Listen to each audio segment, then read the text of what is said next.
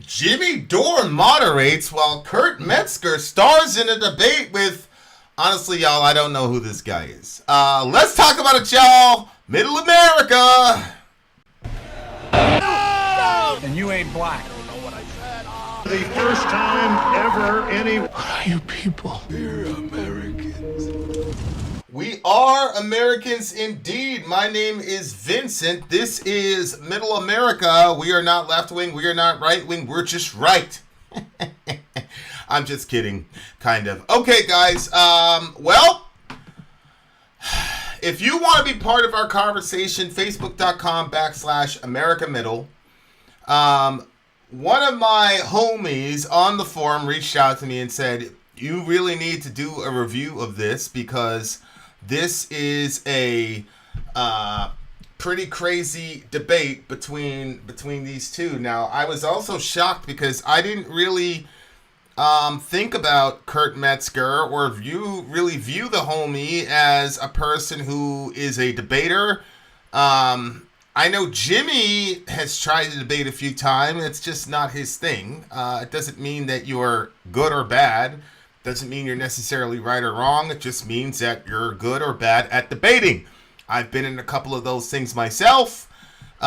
So I'm very, very, very, very, very interested in this exchange because I'm very surprised because, you know, Kurt Metzger is he's a comedian, and to be honest with you, I hadn't watched Jimmy in a while, and I turned on, and then I see this guy. I'm like, yo, who's this guy?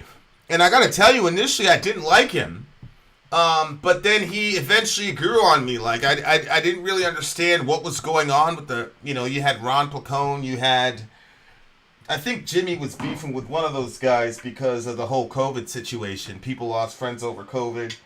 You know, Jimmy was talking about the lockdown left and all that shit. And,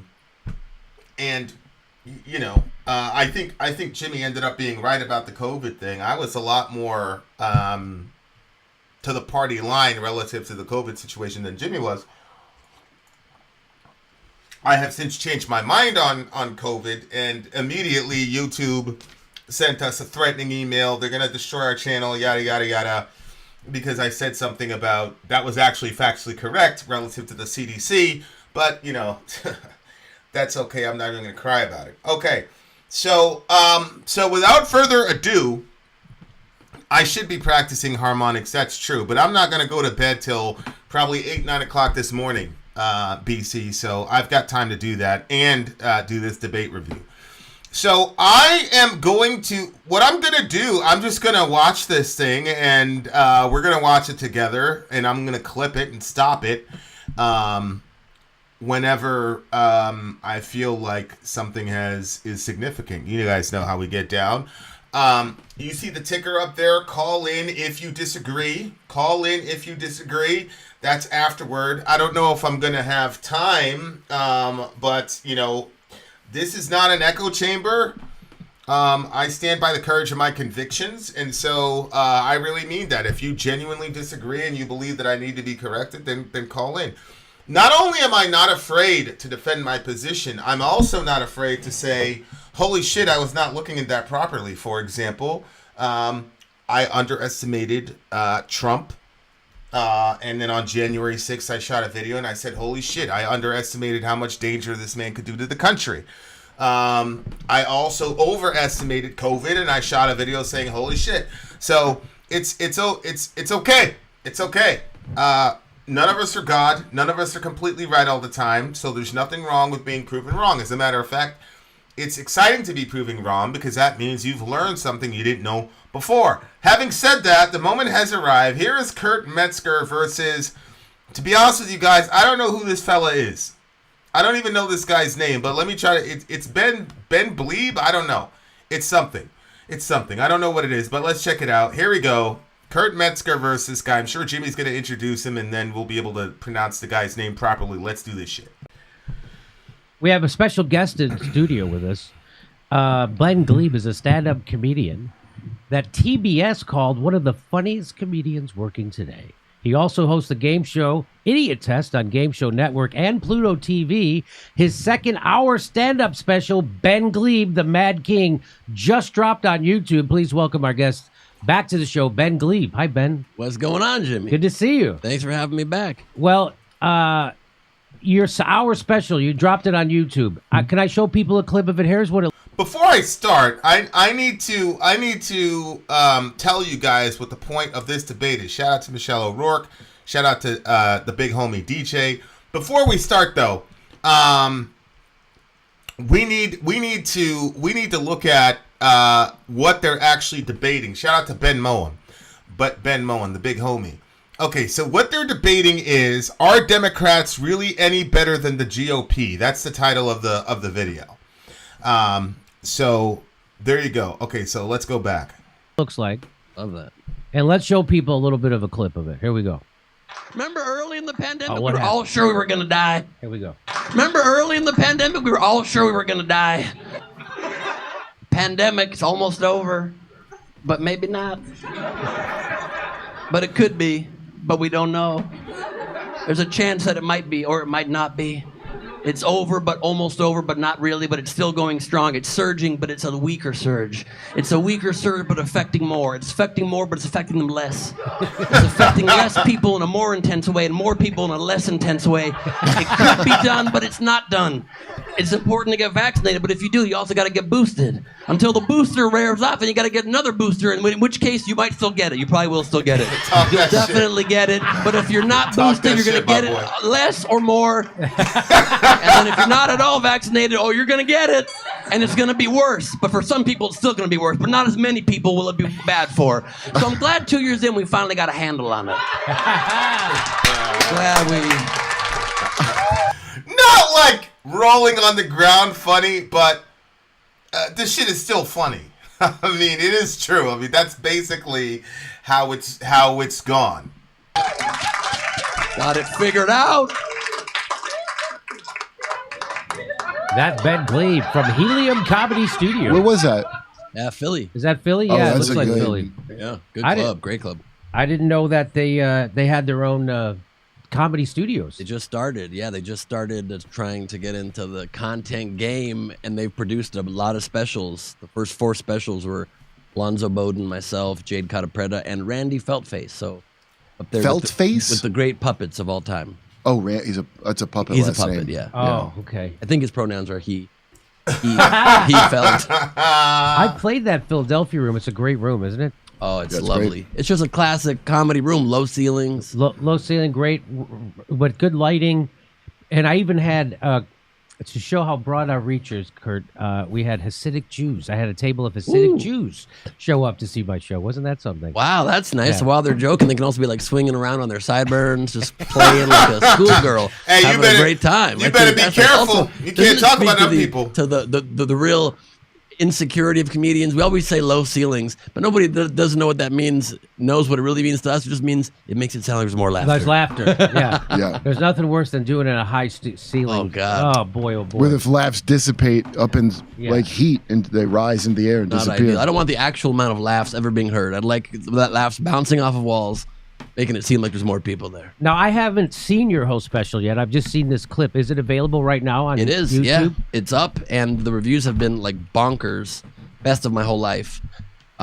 Maybe the highlight of my entire stand-up career is that Kelly Carlin just tweeted on the official. Okay, I'm gonna fast forward this. I have a lot of interest. I'm very happy that things are going well for him relative to his comedy thingamajiggy. I think that's great. I think we need comedians in this day and age, but I don't care. Okay, I want to see what you guys are debating on. You just talking about, I was like, I wonder if he's going to say something that violates a YouTube thing, because YouTube has all these crazy rules that they didn't change. That they put in all these rules at the beginning. Yep. And I didn't even pitch. My first special was on Showtime. I didn't even pitch this to Showtime or HBO or Netflix or any of the streamers. With the way you're doing it. Yeah. That's what I just, Nick Mullen and Stavros and them. I just saw Stavros. So this is like they're like talking to each other, feeling each other out. We can be friends. All that jazz. That podcast, Come Down. I mean, it's called Come Down, dude. That's one of the biggest. Ready to hear And what's your experience like with comedy audiences in this day and age of COVID, vaccines? I don't care. I don't care about his experience. You'll find that, Biden supporters are more open-minded by far than Trump supporters. Trump supporters claim to be very, all right, here we go. all about. Here we go. Okay, so Biden supporters are open-minded, Trump supporters are closed-minded. Okay, let's go. Comedy audiences in this day and age of COVID, vaccines, MAGA, Biden. What's it like for you? I find that people are pretty open to jokes making fun of COVID and all the protocols we've been putting through. People realize there's just, I'm not against the vaccine by any means. I'm pro-vaccine, but I'm also pro-messaging that makes sense and pro not hugely contradictory messaging coming from our government and our organizations constantly. That's very frustrating. I feel like politically people are a lot less open-minded when you're specifically talking about politics. But I also find that, Biden supporters are more open-minded by far than Trump supporters. Trump supporters claim to be very, all about free speech, and they're the most snowflakey, sensitive people. I'm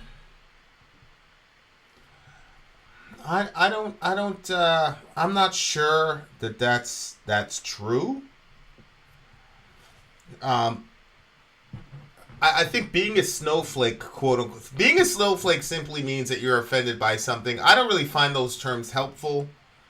What does it mean that a person's a snowflake? It just means that you're affected by things. I remember one time people were laughing at Cenk because I guess he was crying after Bernie lost in 2020, and people were laughing at that. I personally don't think that that's funny, not because I feel bad for Cenk, but it tells me that he really believes the shit that he's saying.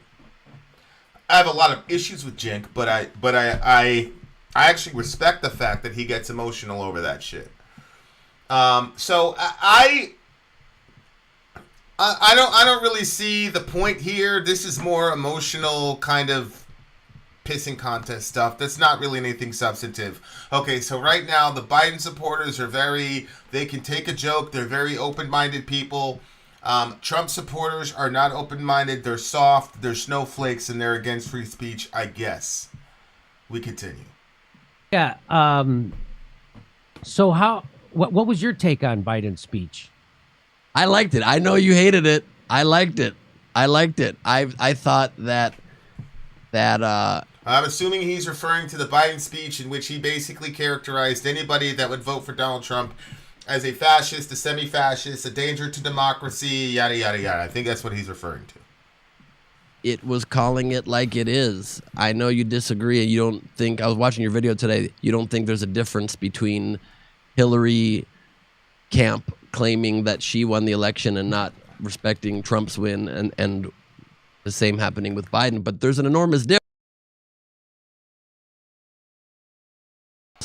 And then, more importantly, there was not every Democrat in Congress nearly every Democrat voting not to certify Trump's election.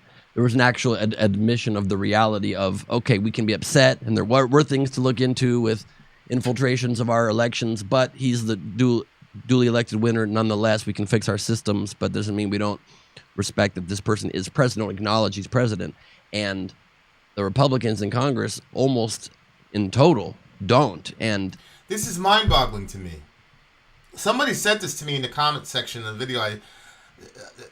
Are we supposed to forget about Russiagate? Are we supposed to forget about Hillary Clinton in her first interview after her humiliating defeat, saying that she's now part of the resistance?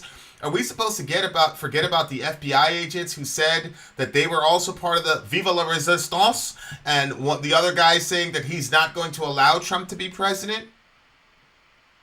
Are we supposed to forget all that? Are we supposed to forget that Hillary Clinton was behind the whole Steele dossier with Fusion GPS when they were looking for Oppo research against Trump, and that they tried to use foreign actors, this Russian lady, to set up the Trumps, and they were too smart to fall for? Like, we're supposed to forget about all of this shit and say that the Democrats accepted this? We had, what's the girl? The young lady who's now the press secretary, saying that he stole Hillary's emails and stole the election.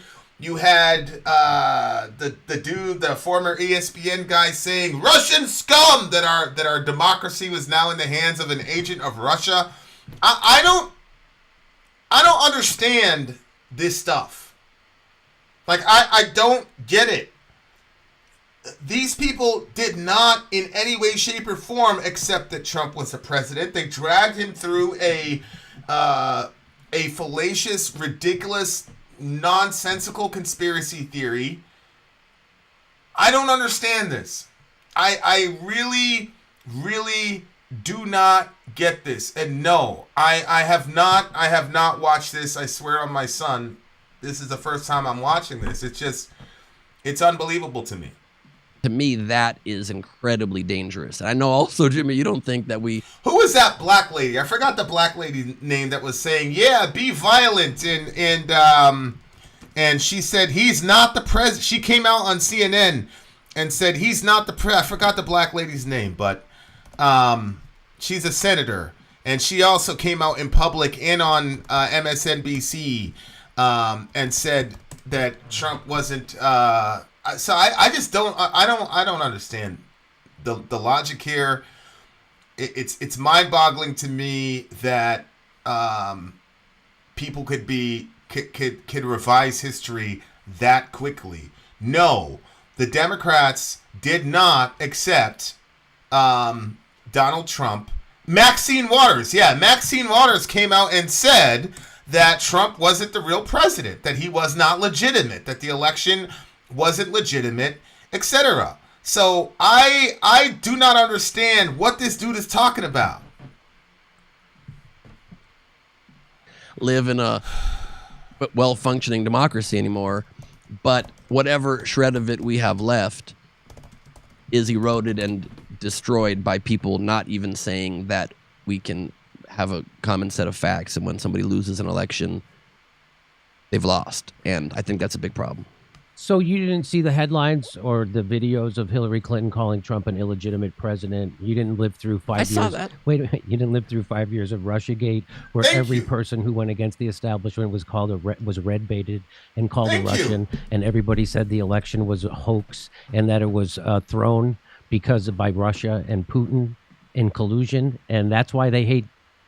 Jenna Friedman didn't cry to you that Russia hacked our democracy, and I quote.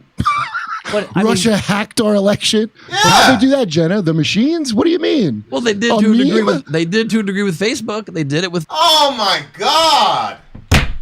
Here we go. The Russians hacked our election via Facebook, and this bullshit. This is why I'm getting exercise now, because I have a Facebook channel, a humble little Facebook channel, and my mods went through literal hell during the 2020 elections because the folks who are at Facebook, of their own volition, anything that was anything remotely anti-Biden, they suspended folks. They wouldn't let folks talk on the channel. My mods literally had to approve every single post during the entire election season because those guys were determined and bound that they were going to do their part in getting Trump out of office. That's a fact. He admitted it recently on the Joe Rogan show, but we all knew it was true before. But this right here, this is the reason that progressives are going to lose and lose for the next 10 years because we're so childish. Honestly, we're so childish. Facebook. They did it through Facebook. You think people would have all voted for Hillary if it hadn't been for those dank memes from Russia? So the idea, I don't think everybody would have, but it definitely makes an impact. And furthermore... Do you know how much money they spent on the advertising on Facebook? I don't. So they spent $100,000, and they spent $50,000 before the election and $50,000 after. So Donald Trump got $2 billion in free media from. So if you think $50,000 affected, fair enough. So this is the propaganda narrative that the establishment preaches, right? That Russia infiltrated our election. They just couldn't stand that they lost to a game show host, and that's what's happening now. Is they're so corrupt, both parties are so corrupt that they can't beat a game show host. The Republicans can't beat Trump in their own primary, and the Democrats can't beat him at the ballot box. Well, They I'm a did game last show time. host that ran for president, and they beat me, so they can sometimes. Just for the record. But they did last time, all right? So I believe that Trump beat Hillary Clinton, and I believe Biden beat Trump. Here's John Lewis, civil rights hero. Here's John Lewis, civil rights hero, who recently died. Rest in peace to him. He said, "I don't see Trump as a legitimate president," says Representative John Lewis. "The nation's greatest living civil rights hero says what others won't. Will other Democrats follow?" January 13th, 2017. No, they did not accept Trump as a president. What you talk about? Yeah.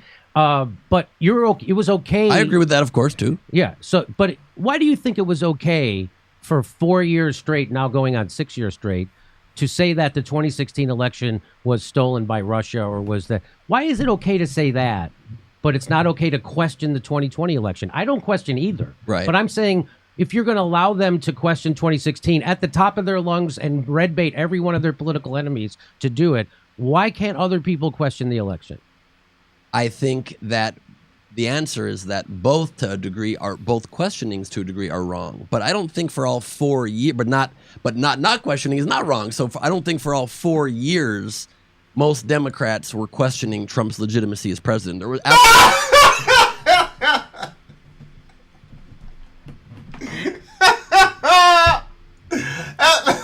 What?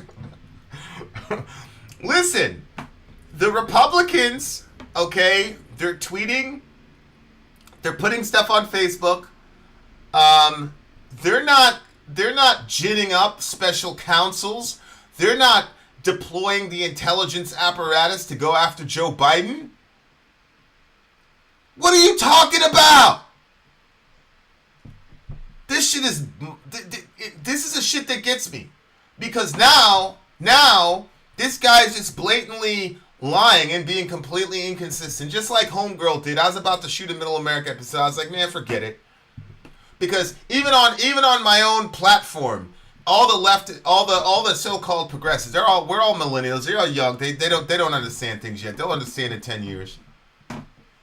I posted the story about how the FBI and Facebook were working together to slant the media a certain way so that they could influence people to vote, particularly relative to the Hunter Biden situation, where the intelligence apparatus in this country purposely lied to us and got Twitter to censor damaging information for Biden and got Facebook to do the same.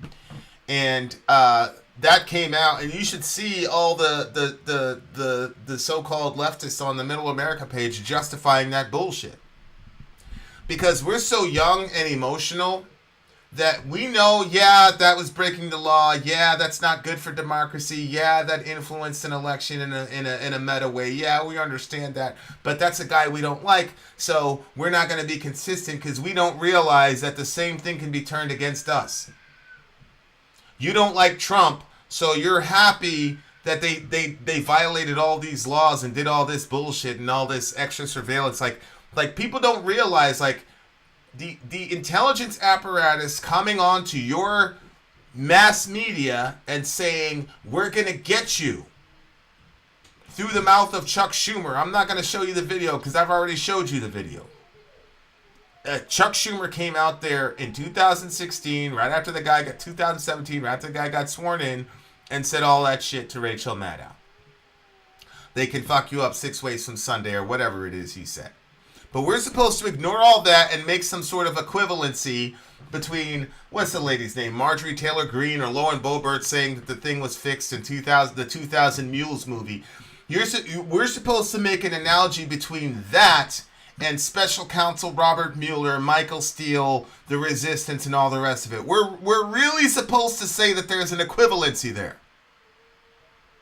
And that what the Democrats did was less injurious to our union. These people destroyed any sort of unity in our country.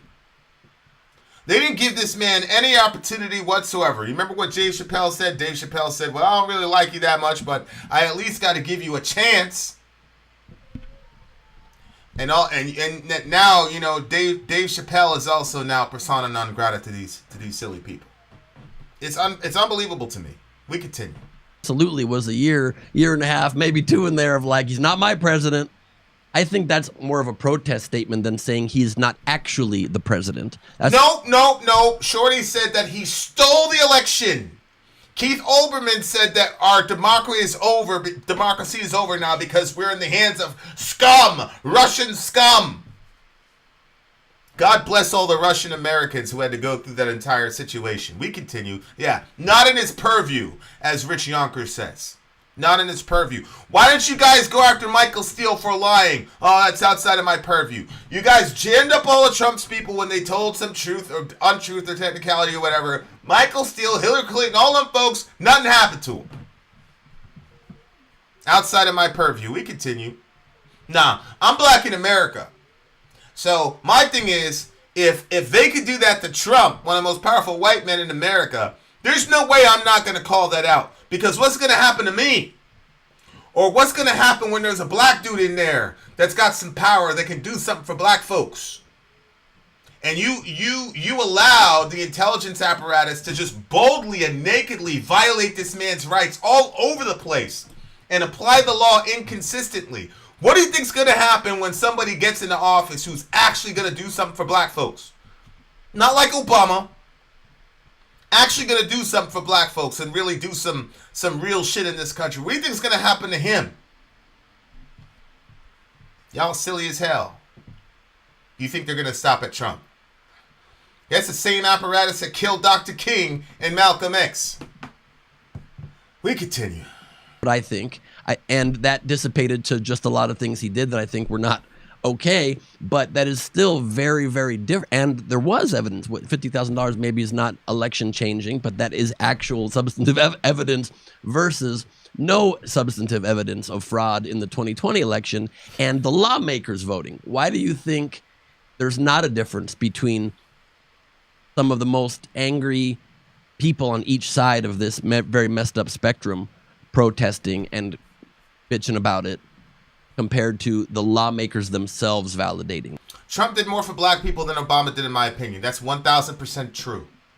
It's called the First Step Act. Go Google it. Mr. Trump accomplished more in 18 months for prison reform and black people than Obama did in 8 years. And any and every black leader, by the time we reached year 8 of the Obama administration, every single black leader of note had turned their back on dude. Because he completely sold us out. And I knew he was going to do that shit from the beginning. But Christine is absolutely right. He absolutely did way more for black people than Obama did. One of the things black folks have to realize is we have to apply strategy. But black folks, we're too emotional. You guys got all excited. Some of y'all were crying. Oh, Kamala Harris. Kamala Harris, oh my God. This is real progress. You dumb as hell. Kamala Harris hates black people. Kamala Harris perp walked a black woman because her son was truant from school. Where was the kid's dad? The kid's dad was in prison due to Biden's crime bill.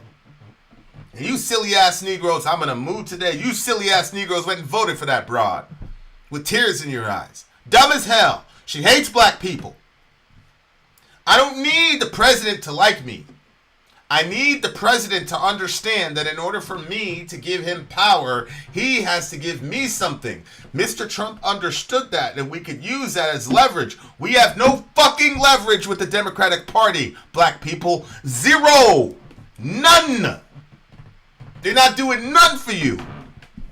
They're not even trying to do anything for you. They put Joe Biden up there for you to vote for. That tells you how much that party hates black people. You dumb as hell voting for these people, bro. We continue. Because you don't say that either was fraudulent, right?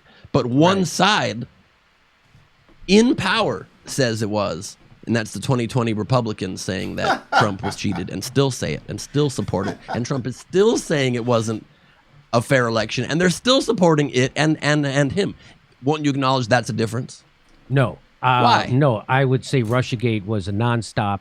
But not from lawmakers. Not accepting. Yes, 100%. Not from law. Not from law.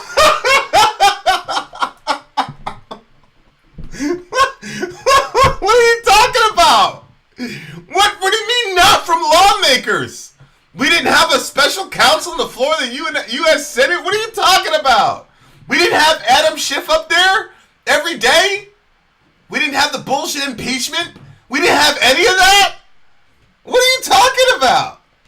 What planet is this guy from? Holy shit. What are you talking about? What votes were there to decertify? Well, I remember Trump's win. when Trump won, they were trying to get the people in the Electoral College to vote against it. Remember, there was a big movement to get them to do that. Also, I do remember that. And so Russiagate, which never stopped, it's still going on. It's still going on. To me, that is a denial of the 2016 election, and they did it in a really deleterious way that it really harmed our country. How about the impeachment because he might have held up funds to Ukraine? Correct. Thank you. What do you mean? Oh, he was trying to get information on it. It was true. The shit that he said about Biden was true. It was true. I don't care what his motivations were. It was true. The Oppo research, however, that Ms. Clinton deployed and executed was not true. But nobody paid any prices for that. These people are weird as hell. Y'all in the Twilight Zone, you really think that Delaney and Applejack and all these people, you think all these people are dumb? We got memories, yo. We all remember this shit. What planet are these people on? Not from lawmakers? What? Did I just not show you the dude in Congress? Did I just not quote Maxine Waters? What are you talking about? These are not lawmakers? These are not people that have... Man, let's continue. Go ahead, let's continue. So because that didn't end up being relevant at all. I wish they had held out more funds to you. Why are they giving any goddamn funds? Holy shit. Oh, look at Kurt. Kurt is tight. Look at him. He's tight. He's mad as hell. Hell yeah. Go ahead, Kurt. Look at that. That see, if you in the hood, you know this face. If you from the hood, you know that face. That means the boy's about to set it on you. That's what we used to say in New York. That dude's I'm about to set it on this boy. He's about to set it on you. You better be careful. We continue. That as a general point of priorities of spending. You mean this hero kept funds from going to Ukraine for once? No, hold on. And we should impeach someone for that. No, hold on. You cannot withhold funds for your own personal campaign reasons. That's obvious. That's obvious, right? You can't be the president and commingle that with your election campaign funds. Did you not see Biden give a talk proudly how he said, you get that prosecutor out of here or you're not getting those funds, because they were checking on Hunty Boy's charisma connections and he wanted the guy out of there. And he bragged about it. There's clips of it. I don't think he said that. I would like to hear that clip. I don't think Biden said that. La ilaha illallah. We played the clip. Why are you making comments about this shit if you're that ignorant about the situation? We all saw it. What do you mean? Don't make me go in my archives and get this shit. But I gotta stop right here. If you look at the comment section for the previous video that I shot, if you look at the comment section from the previous video that I shot, you can see this same gaslighting Twilight Zone bullshit where these people really try to reinvent history. I talked to a dude, I'm not going to mention his name, and we're talking about fascism, because Trump's a fascist. I said, what about Obama and the Verizon scandal?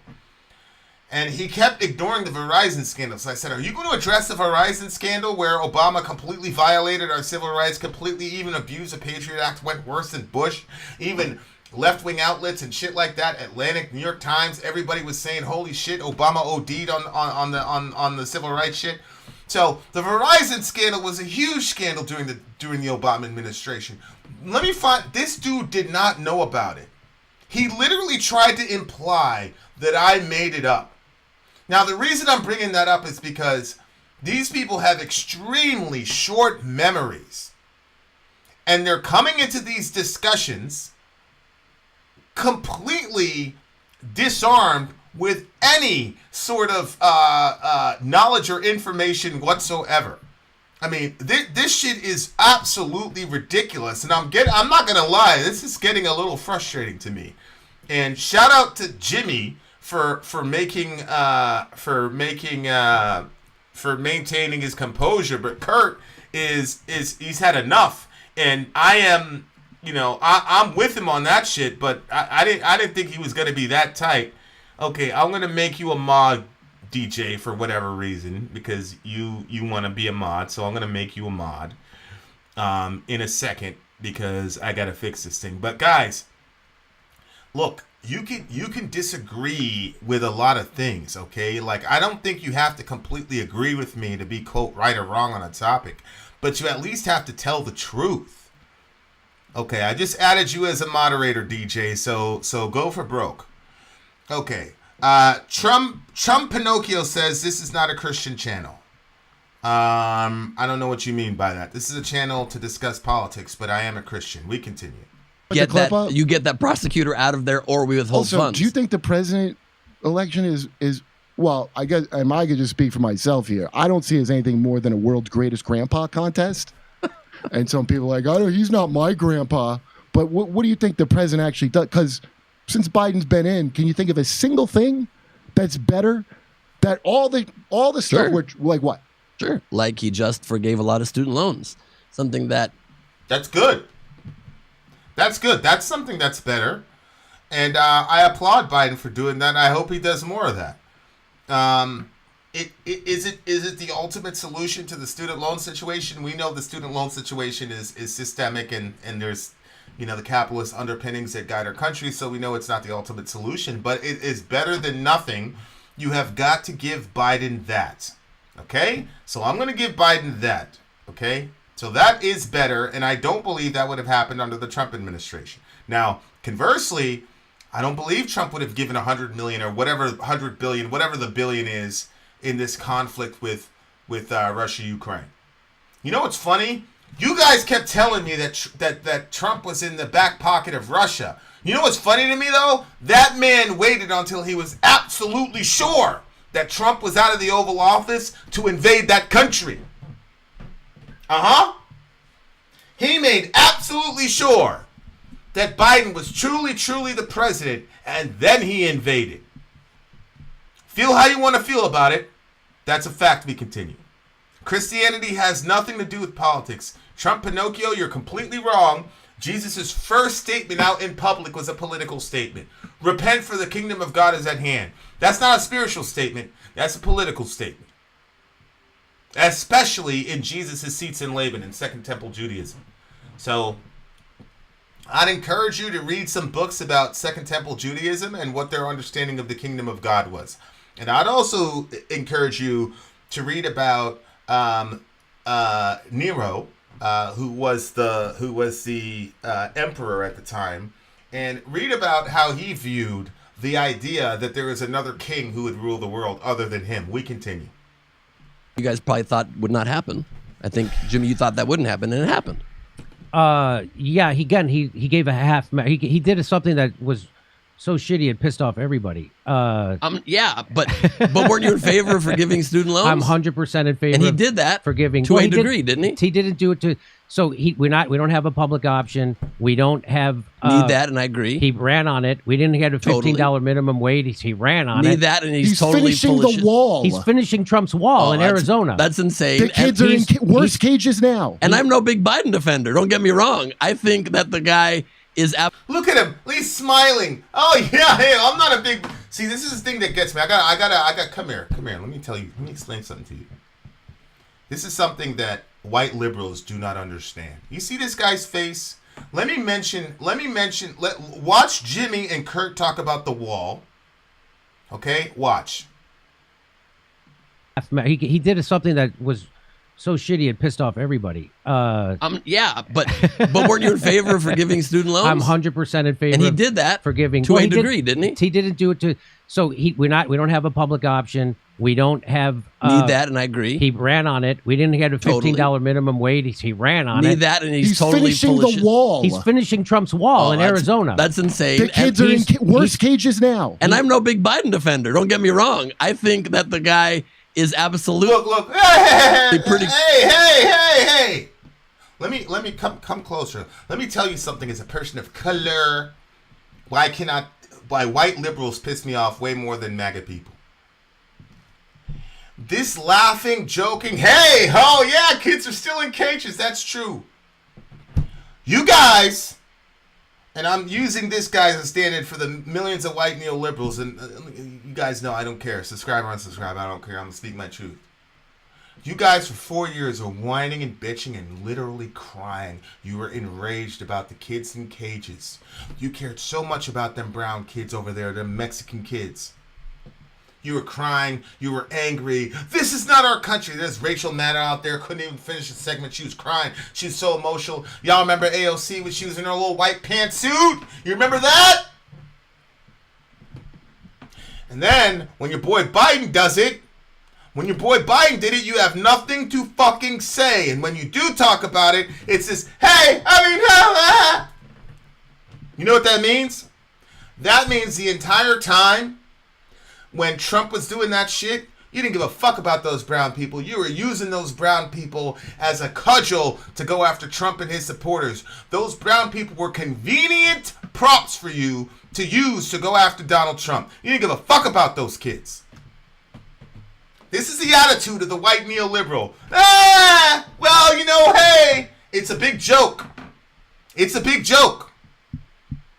You didn't have the same energy for Mr. Biden when he did it. And when we were telling you, well, you know, it was actually your boy that built the cages, you guys were saying, oh, that's whataboutism, then. That's whataboutism. No, we can't be logically consistent. Yeah, our boy built the cages, but your guy filled them up. Your guys filled them up and they're in a fucking worse situation. But y'all ain't crying over that shit. Where are the tears, AOC? I just saw you in a wonderful GQ article. All powerful and shit in your blue pantsuit and your yellow shoes because you're supporting the Nazis over there in Ukraine. So nah, bro. Nah, you guys got to understand something. I knew a lot of y'all was racist as fuck. But you proved it by the way you treat those Mexican kids. You proved it. And here's the thing. I don't have a problem with Biden doing that to the Mexican people. You know why? We were... He was in Arizona one time, stumping over there in Arizona to get votes. And this Mexican dude said, hey, your man deported so many people, he got nicknamed the deporter-in-chief, Obama. And you guys were the ones that built the cages, and you've never come out and repudiated that. So here's an opportunity for you to repudiate that. You know what Biden told that Mexican dude? He said, well, then go vote for Trump then. That's what he told the Mexican dude. Completely dismissive. Biden's a complete racist. We know that. He showed up in the black space to black people during his election when he's running for office. And he has so much disdain for black people that he said, if you don't vote for me, you ain't black. He has so much disdain for people of color. That's how he is. And it's the same thing. When he got confronted by the Mexican, he told the Mexican dude to go vote for Trump. And you know what's going to happen? Look at the polls there, listener. This time, those fucking Latin people are absolutely going to vote for Trump. Yes, sir. Yes, sir. But I gotta tell you, this man's affect when the wall got mentioned, this is what they do. This is what they do. It's sick. These are people are just as racist and nasty as everybody else, as the Trump supporters that they claim that they're against. They're just as racist. They're worse. Because at least the MAGA people will say, listen, man, I just don't want these people in my country. A lot of them are criminals. We got to vet them, whatever. Okay, feel how you want to feel. That's how they feel. At least they're telling you the truth. But these people, these white neoliberals, use the suffering of those brown people to get themselves a new president. And that's wrong. And it's racist. And if you think all of us are too stupid to know it, I don't know what to tell you. We continue. Something that was so shitty it pissed off everybody. Yeah, but weren't you in favor of forgiving student loans? I'm 100% in favor. And he did that forgiving to a degree, didn't he? He didn't do it to. So we don't have a public option. We don't have need that, and I agree. He ran on it. We didn't get a $15 minimum wage. He ran on it. Need that, and he's totally finishing full of the shit. wall. He's finishing Trump's wall in Arizona. That's insane. The kids are in worse cages now. And I'm no big Biden defender. Don't get me wrong. I think that the guy is absolutely pretty close to the middle on most things, and I don't think that's where you need to be. I think you need to be a much more bold leader, and I don't think Biden's winning any awards on that. But you just said name something he did. I think that. He also passed a big infrastructure bill. That's important. He also is investing in trying to combat climate change. That's important, and got that passed. So he had you could have said this great, 2 months ago, but there's been gains and there's been changes. What was the climate change combating? Okay, Trump Pinocchio. Just go. This is not a Christian channel, and you're a Christian, so go. Go ahead. Jesus is not about politics. Get the fuck out. Go. That's going on? So he's talking about the Inflation Reduction Act. That Inflation shouldn't have been called that. require That shouldn't have been drilling. called that. But what's that? Which has required drilling in it. That's the language. So if they want to do something green, they're required. Well, Does that sound like a green thing to depends you? who you're drilling, I suppose. So anyway, The wetlands. it's just no. Depends who you're drilling? What? There are a lot of people who think that there is a difference in the parties. There are a lot of people who think that the Republican Party is funded by different. Bill says his infrastructure bill is funded by something called asset recycling, which is a fancy way of saying the privatization of infrastructure, which is correct. Which, if you look at every Republican, well, not every Republican, but a lot of Republicans or every libertarian, they're all for privatization as a solution to America's infrastructure problems. So I knew that, but I wasn't even going to get into that debate with people because, honestly, it takes too much of an attention span. But Bill Bradley is absolutely right. This is honestly, in the same way that Obamacare was simply Romney Care, the infrastructure bill is a hodgepodge of a lot of things, but a lot of it is dominated by libertarian ideology. That's a fact. We continue.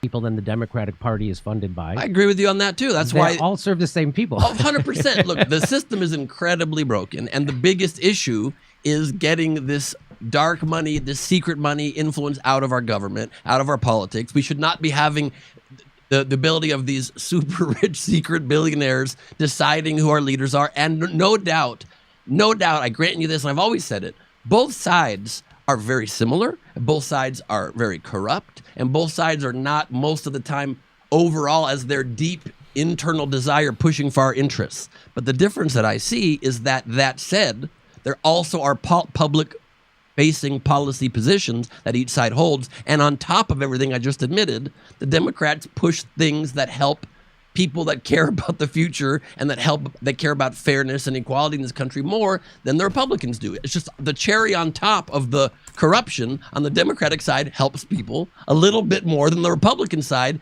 helps keep more of it for just the greedy billionaires and just for their cronies and their pals that are the ones who are doing that. Do you not acknowledge that there's not a difference in what they fight for on top of a deep well of corruption? No. But those issues are true. Those are obviously one of them true. says they're What doing they it say more, they're but doing they're it. not doing it. But look at the things we just talked about that just passed. So the infrastructure. garbage that Wait passed. a minute. So the bill that you're talking about, the climate change bill, is a giveaway to the big oil companies, and that's why it was allowed to pass. So this is again, it's just propaganda that it's a good thing, and there are But some there's a things. net- There right. are some. Address that. Does this guy address? I haven't seen this. Does this guy address this? That it's a giveaway to the oil companies and mixed in with some libertarian ideas on fixing infrastructure with a nod to the green stuff, but at the same time mandatory drilling. Like, does he address any of this stuff, or does he just go to the next point? Things in there Right. that help fund clean energy. Right. But for everything that funds clean energy, you have to drill a fucking oil well And if you want to that's do insane. it. And so That's it's insane. So it's a negative. So this But if that same bill were passed by Republicans, it wouldn't have that little bit of good in there either. And you can't I'm not believe- saying it's a major difference, but Oh my it is God. a difference. How can these people not believe in the system? I'm not saying I'm no advocate for the I system. mean, it's dangerous that people aren't believing in this system when you describe it so well. I'm no advocate for the system, but there's a marginal difference. And so if you're going to pay any mind to the two sides, I think there's a difference though between Look, if you talk about the social issues, if you talk about the LGBT stuff, definitely with abortion, although, as I predicted, the Republicans are starting to waffle on abortion now that they have to pay some prices for it. There's a massive difference. I think if you had a Democratic-run Senate after the Roe v. Wade decision, you would have codified Roe v. Wade in the Senate. So I do think there's a significant difference on those issues. But on the kitchen table issues relative to people's wallet, which is really what a lot of the complaints come down to, I don't really see a lot of a functional difference between Democrats and Republicans. We continue. As you just did, Jimmy, you have to acknowledge there are sometimes kernels of things that are helpful. And there are crumbs, just like in the CARES Act that every Democrat voted for.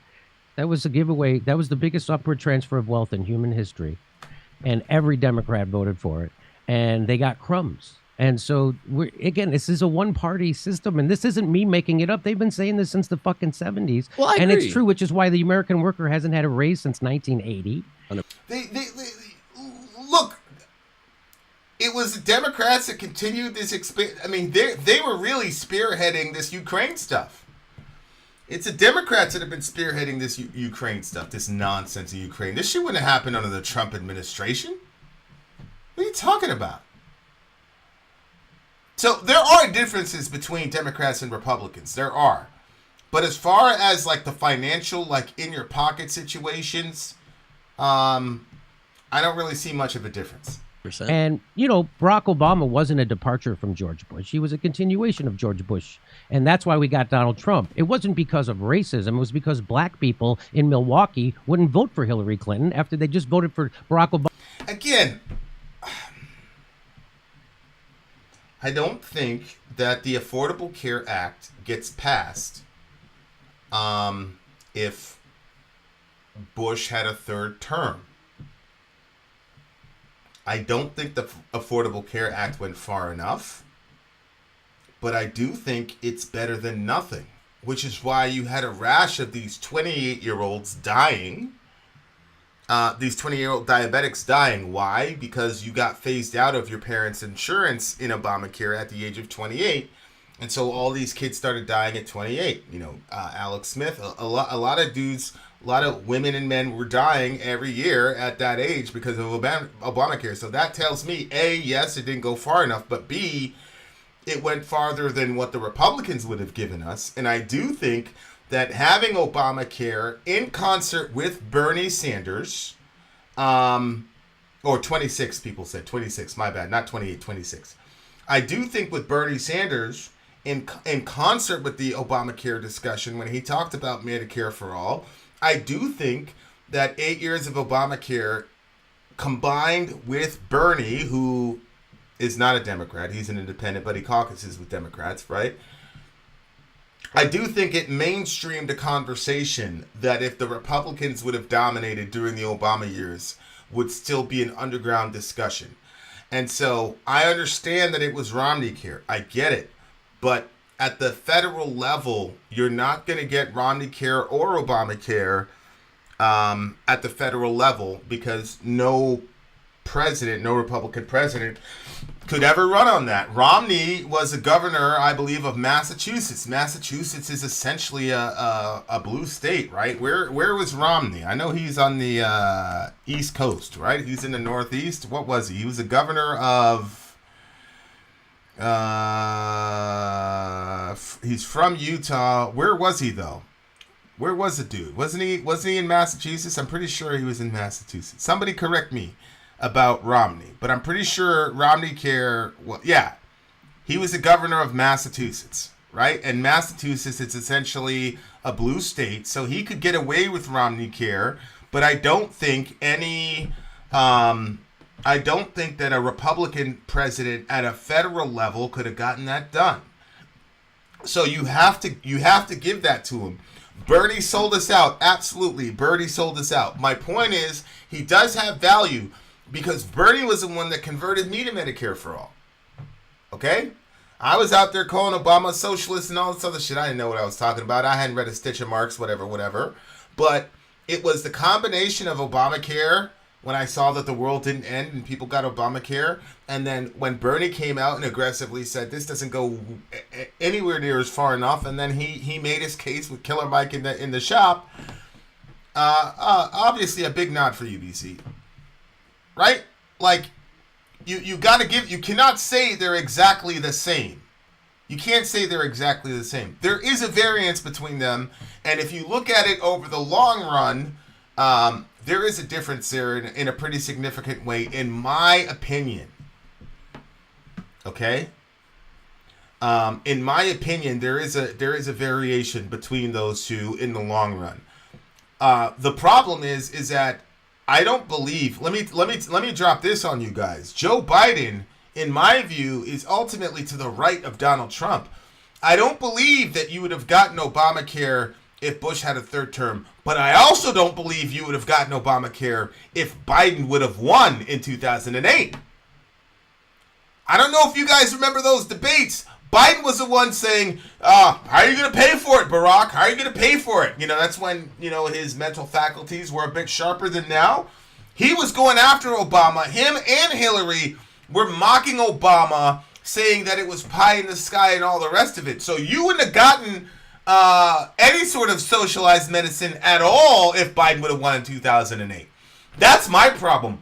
Biden is more aggressively right than Trump is. As Ian says, during COVID, Biden still said that even if a Republican House passed some sort of temporary Medicare for all bill, he would veto it.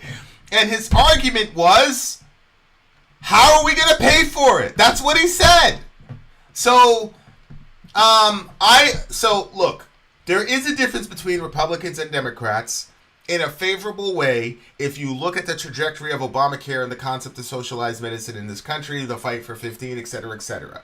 Democrats, certain key Democrats mainstream, honestly, almost single-handedly Bernie, to be honest with you. He mainstreamed centering the American laborer. You had people using Marxist terminology in the mainstream, and that is almost single-handedly because of Bernie Sanders, as well as I would have to say TYT as well. We continue. Twice, and their lives got worse. That's not me saying that. That's a direct quote from a New York Times article who went and interviewed black and brown people in the cities in Milwaukee to find out why they didn't vote for Hillary Clinton. And the reason was they voted for Barack Obama twice. Their life got worse. Barack Obama took us from 2 wars to 7. Barack Obama kicked 5.1 million people out of their house while making sure that the banks got their bonuses. Barack Obama is the one who deported twice as many Hispanics as Donald Trump. And what I said... And then when the Mexican dude confronted Biden on that, because he was a VP, he told that Mexican feller to go vote for Trump, which they're going to in 2024, by the way. He's going to. That Mexican dude is absolutely going to vote for Trump. But hell no, we didn't vote for no Hillary Clinton. Now he's saying all this stuff, and that's true, but a lot of brothers didn't vote for Hillary Clinton because we remember what she said about us in the 90s. And then you silly-ass Negroes turned around and voted for Joe Biden. Hey, black people, we remember because Hillary got on TV and said these people are super predators. Didn't realize that the day before where she got that from. Biden was the one that said we were predators initially. He didn't say we were super predators. He said we were predators and that we were beyond the pale. Remember, we was on the floor of the Senate pushing out his crime bill, talking about laughing, talking about he's gonna go jam us up and put us in the electric chair for jaywalking. Y'all don't remember that? Yeah. Black people were really mad at Hillary Clinton. We didn't want no parts of no Hillary Clinton. Fuck Hillary Clinton. We didn't like her. And then I forgot who it was. It was John whoever convinced those folks to vote against their own self-interest. They voted for Biden over Bernie. The black electorate is ignorant as hell, bro. We continue. what was going to happen with Donald Trump is that he was going to put an ugly face on the horrible shit our bipartisan government has been doing all along. And son of a bitch, he 100%. did. That's what I said too. I wrote an article for the Huffington Post when Trump was running, saying exactly that he probably was the president America deserved, because he was like the dark knight that America needed. In a way, he was putting exactly the accurate face, not even ugly, the ugly face on the ugly things we've done. 100% agree with that. Yeah, like running out of bombs, killing all them people, those beautiful people, creating the image and likeness of God over there in Afghanistan. Killing all those beautiful people in Afghanistan. I had some silly person in here a couple minutes ago talking about Christianity isn't about politics. What the fuck you mean? Oh, no. Oh, no. Christianity is really political. You don't get to bomb the shit out of people, and you don't get to live in a country that bombs the shit out of people and then say, hey, I'm not going to comment on it because I'm a Christian. Nah, bro. All of us are cumulatively guilty for that. Because I'm an American. Those bombs came from my country to kill those people, bro. We did that shit. Now we out here complaining about gas and shit. We just fucking terrorize the entire Middle East and Asia. Like, dude, stop. Guys, stop. We bombed these people so much that we ran out of bombs. Obama did that. He continued the Bush era shit and he upped it. Because, black people, we got to excel. That's wrong what we did to those people. We have had a lot of polished, slick political language making people not realize that they're being sold down the river. And Trump at least was an ugly guy being like, I'm selling you down the river. You cool with that? He didn't make any big structural changes either, but he at least admitted that shit. And that I will grant you, absolutely. But also, there are, while trying to change the system, I mean, absolutely, I like, you cite what I think is one of the most important things people don't realize, the studies that people's desires, no matter what side of the political spectrum they're on, make us statistically insignificant. People don't get how bad Jimmy is. Well, how bad is he, Evan? Educate me. Because right now, it seems like he's talking a lot of truth to a dude who's trying to gaslight us all. Significant effect on whether or not policy changes towards what the people want. So in light of that, why would it matter if they think the election was legitimate? It don't affect them either way. Because so it does, and that's why I push for Represent.US's plan to pass these anti-corruption bills, to get the money out, to stop this partisan gerrymandering, to stop voter you told restriction. me when I interviewed you running for president, and I told you at the time, that's never going to happen. Well, it is starting to happen bit by bit. I mean, look, there's ranked choice voting now in Alaska. There are these anti-corruption bills passing slowly. But so why it does matter, Kurt, to answer your question, is, again, the bigger problem is the system being broken, and that needs to be fixed. But at the same time, tax rates matter. At the same time, it matters whether the richest people get a tax break or poor people get a tax break. I would have said that, but let's face it, they're just going to throw it down the drain in Ukraine anyway. So what is it? Honestly. I agree. That's bonkers. It's like, hey, tax the rich. What are you going to do with the money? Spend it around here? No, we're going to give it to Ukraine immediately. True. I mean, it's pretty bonkers that we never have money to solve any domestic issues. Isn't it amazing and then the they get second together? war happens, we have 40 billion, 50 billion, They all 60 get together. Who's we? That's your people, though. That's Biden and them, bro. He's doing that. And it was our administration that went in there and screwed up the peace talk for them Ukrainian people and doomed hundreds and thousands of Ukrainians to a horrible death. And is also currently, our sanctions and the rest of that has currently doomed the EU to a horrible winter. Them folks over there in the EU are in a lot of trouble right now due to this bullshit that we've caused. What are you talking about? We continue. Go ahead, Kurt. Get him. That makes no sense. That great blood red speech you love of Biden, where he talks about they made their choice. Isn't it amazing how bipartisan What is they your are? background? What do you mean my background? Blood red, right behind you. Oh, I took that as no. It's more of it's a better red. Also, I don't have two shadowy Marines standing behind me waiting to initiate the purge. You thought that moronic speech. Well, I will give it to him. He really got it to get the most non-senile I've seen him in a while getting excited about a purge. He even improvised taking down a heckler in a cogent way. We all need to get united. Yeah, see, that's why I've never been on the whole Biden is an idiot train. He's dumb, blah, blah, blah. He's obviously not as sharp as he used to be. But here's the thing about Biden. Biden is I hate to even mention the guy's name, but Biden is like Eli Manning. Eli Manning will have a 500 season, throw a bunch of interceptions, but if that dude gets into the postseason, when it's time, he shows out. And unfortunately, on the providence of God, for whatever reason, he stole 2 championships from the greatest athlete, not football player, but athlete of all time, Thomas Edward Patrick Brady. That's Biden. Completely screws up the entire time, but when he had that last debate with Bernie, he knocked it out of the park. And when it was time for him to marginalize every person who votes for Donald Trump or is sympathetic to Donald Trump, to call them all fascists and a threat to democracy, he came out there, he knocked the shit out of the park. You got to give it to him. And he has made some very shrewd business decisions. Like, for example, as soon as he got into the White House, he anointed Kamala Harris as the border czar, our immigration czar. Y'all remember that? She was the immigration czar. Why did he make Kamala the immigration czar? Because he knew that those cages weren't going anywhere, and he knew that that was ugly. That the solution that Trump had was the same solution that he has. Put him in cages and build a wall. And he wanted her to absorb those bullets, and she did. Then he sent that woman over here like a good house Negro. I don't give a fuck about Kamala Harris. She's not on my team. Fuck Kamala Harris. He sent that house Negro over there to South America and told them beautiful people over there to stay home, so that she could end up getting the bullets. And he comes off looking clean. This man... He's still out. He's still balling. Trust me. He's still balling. We continue.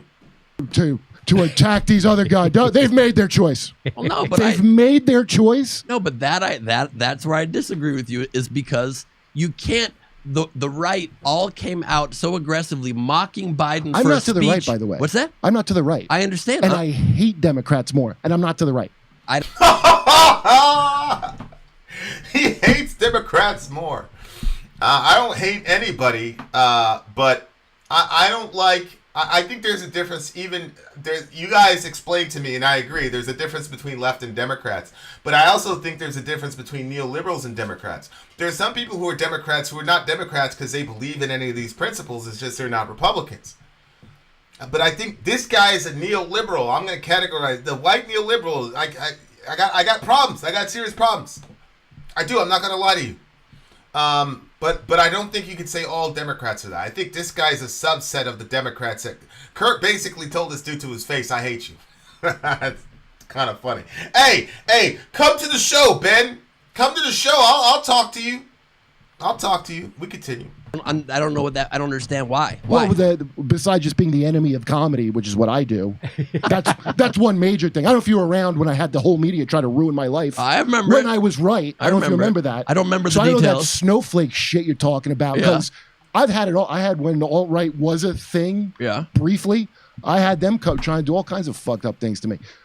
It was nothing compared to what the pieces of shit, especially at HuffPo. I don't know why every hack. Nobody, a comedian, gets a job at HuffPo, like sharecrop journalizing, but they tried to ruin my life. They went out of their way to do it.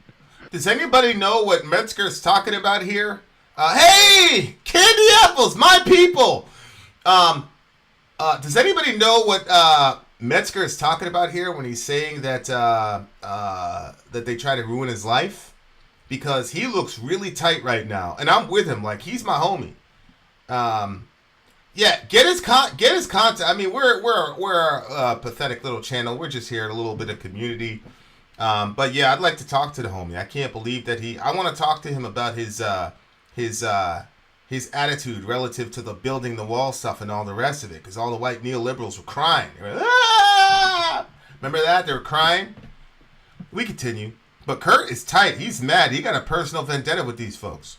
I lost my goddamn guild insurance because I ain't going to get a guild job. No, it's fine. I don't want one. But what the hell are you talking about? Yeah, I don't remember. There are more snowflakes? How so? I'm just saying, you asked me for my personal, I was asked my personal experience. And if I mention anything negative about Trump, I immediately get heckled and yelled at. heckled or yelled at, they try to get you fired from your job? No, they didn't. Oh, okay. Well, that's not as bad then. I is don't it? remember what the cause of your thing was. What was the issue? Yeah, nobody does. Is that something? Fair enough. And the media spent a week on it. The whole media. And nobody remembers. Well, hey, listen, Is that odd? I take it on. Yo, whoa.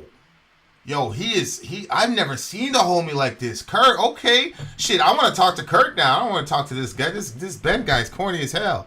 Let me talk to Kurt. What happened with Kurt? He had something to do with Amy Schumer and accusations stealing jokes. HuffPost. Yeah, let me... man, whoo! He's mad as hell. No, he was a writer for Inside Amy Schumer. He used to write for Amy Schumer. He goes on lengthy victim-blaming rant. I am so saddened and disappointed, tweeted Schumer. Okay, so they try to cancel the homie. They try to Me Too him, whatever. So he's still mad about that shit. Okay. My special too. The far left over wokeness where you don't allow people to make jokes. You don't allow people to. Yeah, I don't know if you could say that that's far left though, because that's pretty mainstream. These people truly believe. I'll never forget. I talked to one of those folks at the early points of this channel, and I thought all of us believed in free speech. I thought all of us were like, hey, if you don't like something somebody says, just ignore what they have to say. I was blown away when this person said he didn't believe that you should be able to do that. We should deplatform people. I couldn't believe it. I was knocked out of my chair. But it's more mainstream now. You know, the New York Post, feel how you want to feel, but they're an established news outlet, and their Twitter account got banned for reporting on legitimate news. You're going to say that's the same thing as you being heckled? Yeah, no, I ain't mad, bro. Let's get him on. Let's get him on. Like, let's have that conversation. Let's have that convo. We continue. Yeah, working class stuff, right? They hate the working class. They hate them because it's a bunch of rich kids that went to boohoo school and they learned that they get to be oppressed even though they're loaded.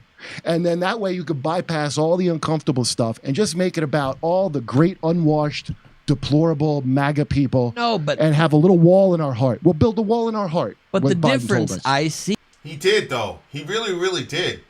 He did, man. That was such a terrible speech. I think that was such a terrible speech. I think the issue comes when speech limits other speech or when speech causes measurable undue harm. Those are where the limit should be. Who determines what undue harm is? Who determines what harm is, by the way, and who determines what undue harm is? You know, there's some metal guy, I forgot the name. It's Varg. Varg doesn't believe in, I think, miscegenation, race mixing. He's one of these people, he thinks Europe is for the Europeans and Africa is for the Africans. They took off his YouTube channel. He wasn't saying anything crazy. He wasn't calling nobody names. He wasn't saying anything. He was just saying, I believe Europeans should be with Europeans and black people should be black people. Farrakhan says that shit all the time. Well, they deplatform my brother, my man Farrakhan too. Like, that is not something that a person should be deplatformed for. If you don't like people's racist ideation, fucking comment and destroy the argument or ignore them. We don't get to just tell people they can't say their truth. They can't speak their truth. I don't care if somebody doesn't believe in race mixing. I believe in race mixing. I got a lot of beautiful mixed race babies.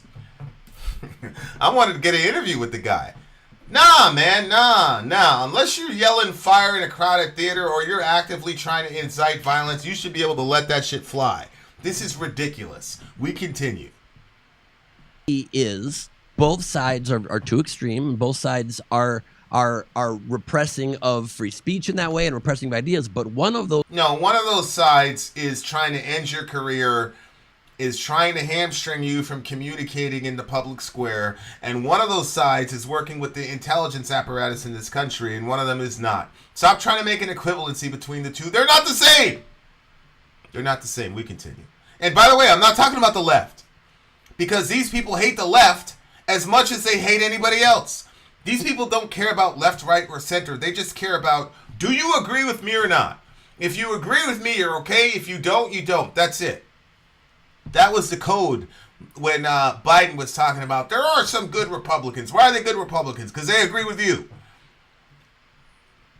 This shit is unbelievable to me. We continue. Two sides. The worst. I mean, they ruin your life. So you have an example there. It didn't ruin my life. Right. But people they tried. Literally, in those words, said that to me. But what's the snowflake thing? What are you talking about? Nothing compares to that. I'll tell you, because generally speaking, what I think the far left, while I think they can be ridiculous with their policing of language. I do not believe that the folks that run Twitter and the folks that run Facebook are far left. I don't believe they're far left. I don't even believe they're left. I think they're neoliberals, and that's not the same thing. We continue. Language and all of this, the worst that they're fighting for, if they win, would be, oh, you have to be a little more careful around how you address certain marginalized groups of people. Whereas on the right, what they're pushing for is the marginalization of those people and pushing them back straight up, you don't know what you're talking about. Yeah, with regards to what? It's not politeness. It's you will do as you're told on penalty of you're never going to work again. Give me an example. I mean, I just told you this thing happened to me. I know 20 other people. But tell me a specific topic-based example. So He just talked about himself. Are you deaf? What? Oh my God! Jesus, help me with these people, bro. Why did you let me watch this video? You're supposed to love me. Why am I watching this video right now? He just told you that these people went on a campaign in one of the most major news outlets on the planet, smeared his name. All the rest of it. He just gave you an example. What are you talking about? Baba out there, I try to tell you. Baba said, I try to tell you. No. Oh my, I'm out here yelling. They're about to call the police on your boy. Guys, am I on crack? Like, tell me if I'm wrong. If I'm wrong, that's okay. He literally just talked about his personal experience. And he's like, give me a specific example. What are you talking about? I don't know. Go to Twitter. All the people that got banned on Twitter. What is it? Jordan Peterson got banned on Twitter. For what? Because he doesn't believe in transgender ideology. I don't believe in misgendering people. But he should be able to do that if he wants. I don't care. You can't ban him for saying shit that you disagree with. What do you mean? What do you mean? When has this happened? I don't know what we're talking. But let's bring it up. Yeah, that snowflake thing was ridiculous. The enemies of comedy are not coming off the right now. I've never had my life threatened by somebody on the left, but I performed and told jokes about Trump, and a guy said, "Careful talking about the president like that. You're going to get a bullet in the back of your head." You just said you got. Okay, I believe that. I believe that happened. I do believe that a Trump supporter would put a body on the ground for their president. I don't believe. I mean, those Antifa people, they're a different story. Okay, Antifa will threaten you too, but by and large, a left-wing person is not going to come up to a right-wing person and threaten them for saying shit. They're just going to cry about it and get you banned or some shit. But they're not going to threaten to kill you. I don't believe. I might be thinking stereotypically, but he is right about that. That is true. Shadow ban for your vax thing. Well, I don't know what issue in the special shadow banned it. So I actually had. But have you ever had your life? It's so funny to me because Jimmy is usually the fiery one, and Kurt is usually like the okay, I'll be cool, blah blah blah blah blah blah blah, right? And now because Kurt is like blasted this dude, Jimmy now gets to be the calm one. It's kind of like parenting. Like I noticed that. Like one of the kids, like I'm like, yo, what are you doing? Blah blah blah. Sori be like, well, and then vice versa. I'm like the cool one, it's the calm one. They're playing good cop bad cop right now. We continue. Threatened with a gun to your head because of stand up. So how was what I said bullshit, Kurt? I was being robbed after. It wasn't about the set. I have. Of course, we've all. I mean, I've had people threaten me. I remember I was making John McCain jokes. Guys, come on now. Come on. This is ridiculous. He's actually asking this question. How many people have been fired, gotten deplatformed? There's a Russian national that lives in America, and she, all of her shit, because she was a Russian national, all of her shit, PayPal, Twitch, all that shit got shut down. They completely destroyed this girl's career. The fuck are you talking about? And fucking guy got up and like, you better not talk about he's a veteran, you know, that shit. You Like, drew oh my first God. blood, Jimmy. I had it, yeah. So I, you know, I was just like, whoa, I had to talk that guy down. And I had to go, hey, I'm not disrespecting anybody. I'm just making jokes. That's what comedians do. I make fun of everybody. And I had to really talk this guy down because there was violence going to happen. Scary, yeah. And so I've always, you know, it's hard to tell because when I go into, like when I would go to Texas, I would do George Bush jokes. This is back when he was president. Yeah. And, you know, I was trying to get him to do shit. I like it. I like when people fucking say shit back. Yeah, right. And that's when guys would come up to me and shake my... A guy came up to me and shake my hand afterwards, and he shook it a little too hard. Mm-hmm. And he goes, hey, that shit about George Bush. And he, like, pulls me into him like that. And so I've had a lot of that shit happen. George Bush is a hero who's better than Trump, so you're kind of wrong for that. I am wrong. Remember, he's rehabilitated now. And I did the same in Texas many times, making fun of Trump, and they actually took it pretty well. In Texas, I happened to see they seemed, for some reason, more open. Maybe the jokes were just very good. And hey, you could threaten me. Give me a death threat. There's one thing I'm sure of when I get a death threat. It ain't going to happen. That's what you can bet on every time. The people are going to kill you. They're going to write, hey, let's hang out. They're not going Now I've gotten death threats and people did try to kill me. But I'm from a different culture than this guy. I've gotten death threats and they seriously tried to kill me. But I'm still here though. I must be here for a real reason. Cause alright, we continue. All right, I'm going to kill you. That's how you know they're not going to do it. I don't care about that. What I care about is a bunch of maniacs. Here's Ben. As far as PayPal, whatnot, turning off their services for someone, PayPal is a private processor. Do you not find it insane that a private company with its own political interests is the middleman? No, Ben, no. If PayPal made a personal business decision about that girl, fine. But I'm sorry, there's too much evidence of coordinated attacks between the intelligence apparatus in this country and social media organizations and alternative banking organizations. That's proven, it's a fact. So, no. I don't accept that. I don't believe that. Nobody can convince me of that. This was coordinated. Because our country is addicted to jihad. That's a fact. We continue. Getting together like little political action groups trying to keep me from working or get me kicked off of things. And I got a ton of friends they did that too. If you ever bother to look it up, much like Russiagate, that was nonsense. Remember Gamergate? That was all the same kind of lie. Remind me, Gamergate? Well, I don't want to talk about Gamergate, but I also did have the fake hashtag Me Too. I mean, that's what. Well, real hashtag doesn't mean there can't be fake accusations within it. Right. But the good thing about comedy is, Ben, is that you're funny. And so you can talk about things that... I will give him that. He was funny. I did like his little skit at the beginning. I might disagree with, but I'll still laugh because you present it in a funny way. That happened. Here's Chris with the dishonesty. Chris, again, if they made a business decision, cool. But they shut that girl down after all this Russia bullshit. Stop it. Stop. What? I don't understand why you guys are fronting for these people. These are all billionaires. Why are you fronting for these people? They destroyed this girl's life simply for the fact that she was Russian. There was a tennis player that couldn't go on tour because he refused to look at a camera and disrespect his own country. You guys think that's okay? That's cool?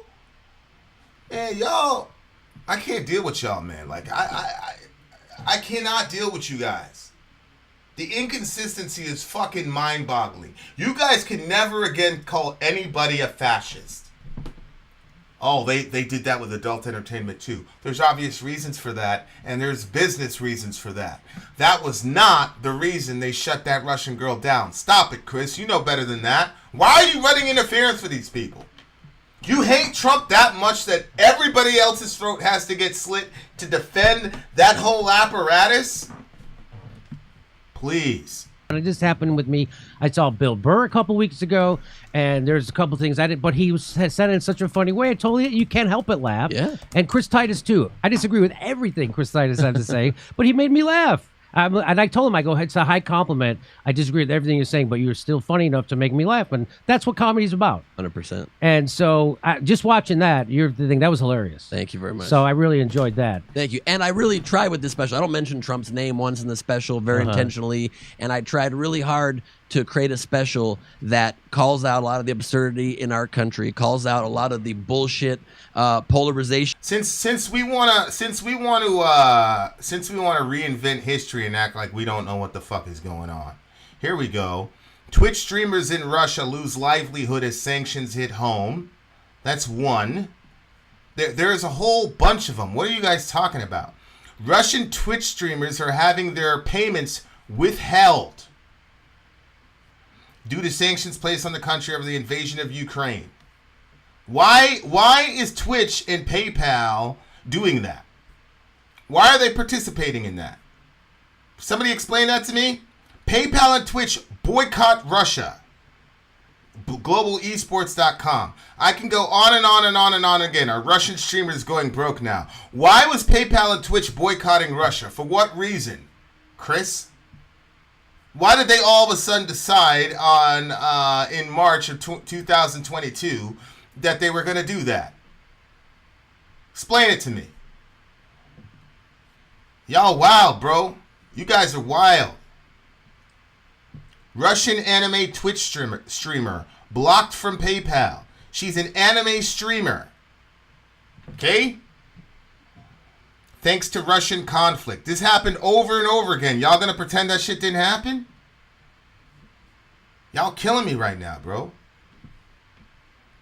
We continue. That we create have a whole segment about how we are not two sides. We are not red and blue. We are not these parties that are put in these false camps, and they color code us blue and red, literally like Bloods and Crips, the exact colors, Bloods and Crips, so that we think we're on opposite sides. Maybe we could have a more chill political discourse if we rebranded the parties peach and lime green. Maybe that would change things. Lemon Lime McConnell, good dude, really good dude. I really like tried in this special. Game? What's that? Like a Dominican guy? The Trinitarios? So I tried real hard to create a special that speaks to both sides. Like even there's one issue I talk about in the special specifically about people that are trying to make lives more difficult. Bigoted people that are trying to make trans people's lives more difficult. And the whole purpose of the joke is to say, you can hate. No one's ever going to end racism. No one's going to ever end bigotry or homophobia. You can still hate. Go ahead and do it. You can be as unhappy. Jesus will, inshallah. Jesus will. We continue. In your life as you want. Just don't try to pass laws to make other humans' lives more difficult. Then go ahead and hate all you want. Because no joke, no You mean like sending billions of dollars to fund a proxy war? You mean like, I don't know, like impeding a peace process? You know the scripture says there's a couple things that God hates. There's 3 things the Lord hates, yea 4, and one of them is those who sow discord among brethren. You know that those Russians and those Ukrainians, they're genetically linked. Those are brothers, those people. And those brothers were going to the table and saying, you know what, let's find a way to stop killing each other. And we showed up and said, nah, let's continue to sow discord among these brothers. What do you mean, Kurt? Or Ben, whatever your name is. We continue. I'm going to ever be like, wait a minute, whoa, I shouldn't hate anymore. That guy's joke was so great, but it might make somebody think like, that's a good point. Maybe I don't need it as my top priority to push legislation about bathrooms that aren't really an issue. No, I don't want to. Hey, you silly as hell. I'm not going to touch that issue, but you dumb as hell, bro. We continue. I don't want to diminish the power of comedy, because you know you when I always wanted to do jokes that made people think and maybe change their opinion on things. I still do, and you know. Delaney, just for context, PayPal is our main source of income. Okay, so people have alliances and all that shit. We have one stream on the Patreon side, and then we have another income stream on the PayPal side. And PayPal is our main source of income. We make very, very little money from YouTube directly. We make very little capital from YouTube directly. Okay, so it's Patreon and PayPal. So if Patreon and PayPal did to us what they did to those Russian people, we'd be in a lot of fucking trouble. We'd be in a lot of trouble. And that's what they did to those people. That's why it hit me so hard, because I know what that would have done to us and my family. And they did that to innocent people that had nothing to do with this bullshit. We continue. That's you think, who am I? Am I full of myself? Just go try to be funny, you know, stuff like that. But then every once in a while, I'll hear a story, like a comedian friend of mine. I used to do a joke about not hitting kids, right? And there was all this stuff, and he was pro hitting kids. And then he saw my bit, and it made him think. Yeah. I mean, spanking your kid, that kind of thing. And then he saw my thing, and it made him think. And then we had a conversation about it, and it changed his mind. Yeah. And then he started doing a different joke. He used to have a joke. Correct. They totally destroyed this girl's income. They literally destroyed her life. They destroyed her life. Because she's Russian. And we got Chris and Ben and the rest of these people stumping and running interference for these motherfuckers. It's wrong. And I have no idea why. I understand why Ben does it. Ben's a contrarian. I have no idea why Chris is defending this bullshit. We continue. Because he had a joke about hitting kids in his act, and I fucking... Is it wrong now officially? Like, I don't have kids, so I don't know. You're not supposed to hit kids at all I now, guess right? not. I don't know, but let me finish my story. So he then sent me an email. This is then like 5 years later. He said, hey, a guy came up to me today after a show and said, I used to hit my kids. And then I saw your act, and I made me think, and I don't hit my kid anymore. And so this comedian sent me an email saying, just so you know, there's one kid in the world who isn't getting hit because of you. Yeah. But you'll notice that Jimmy talked to the guy. He talked to him.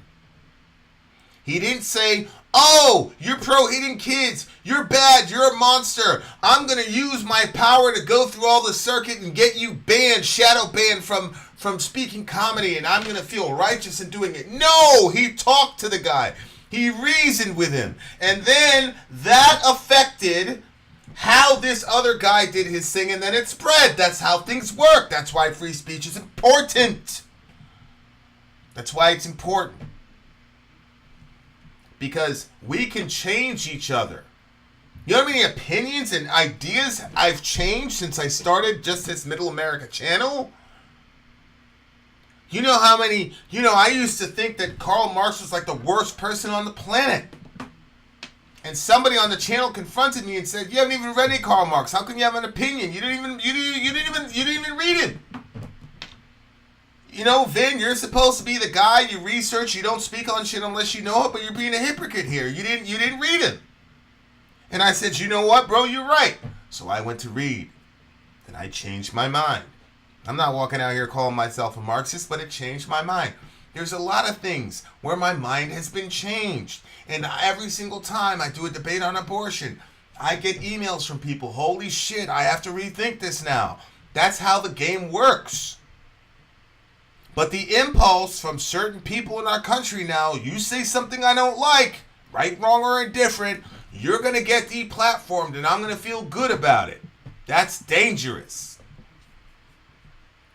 So now, instead of people taking to the streets when they hear that civilian Russian people are getting their assets frozen and their lives ruined, instead of all of us taking to the streets and saying, that's fucking bullshit, we're out here saying, well, yeah.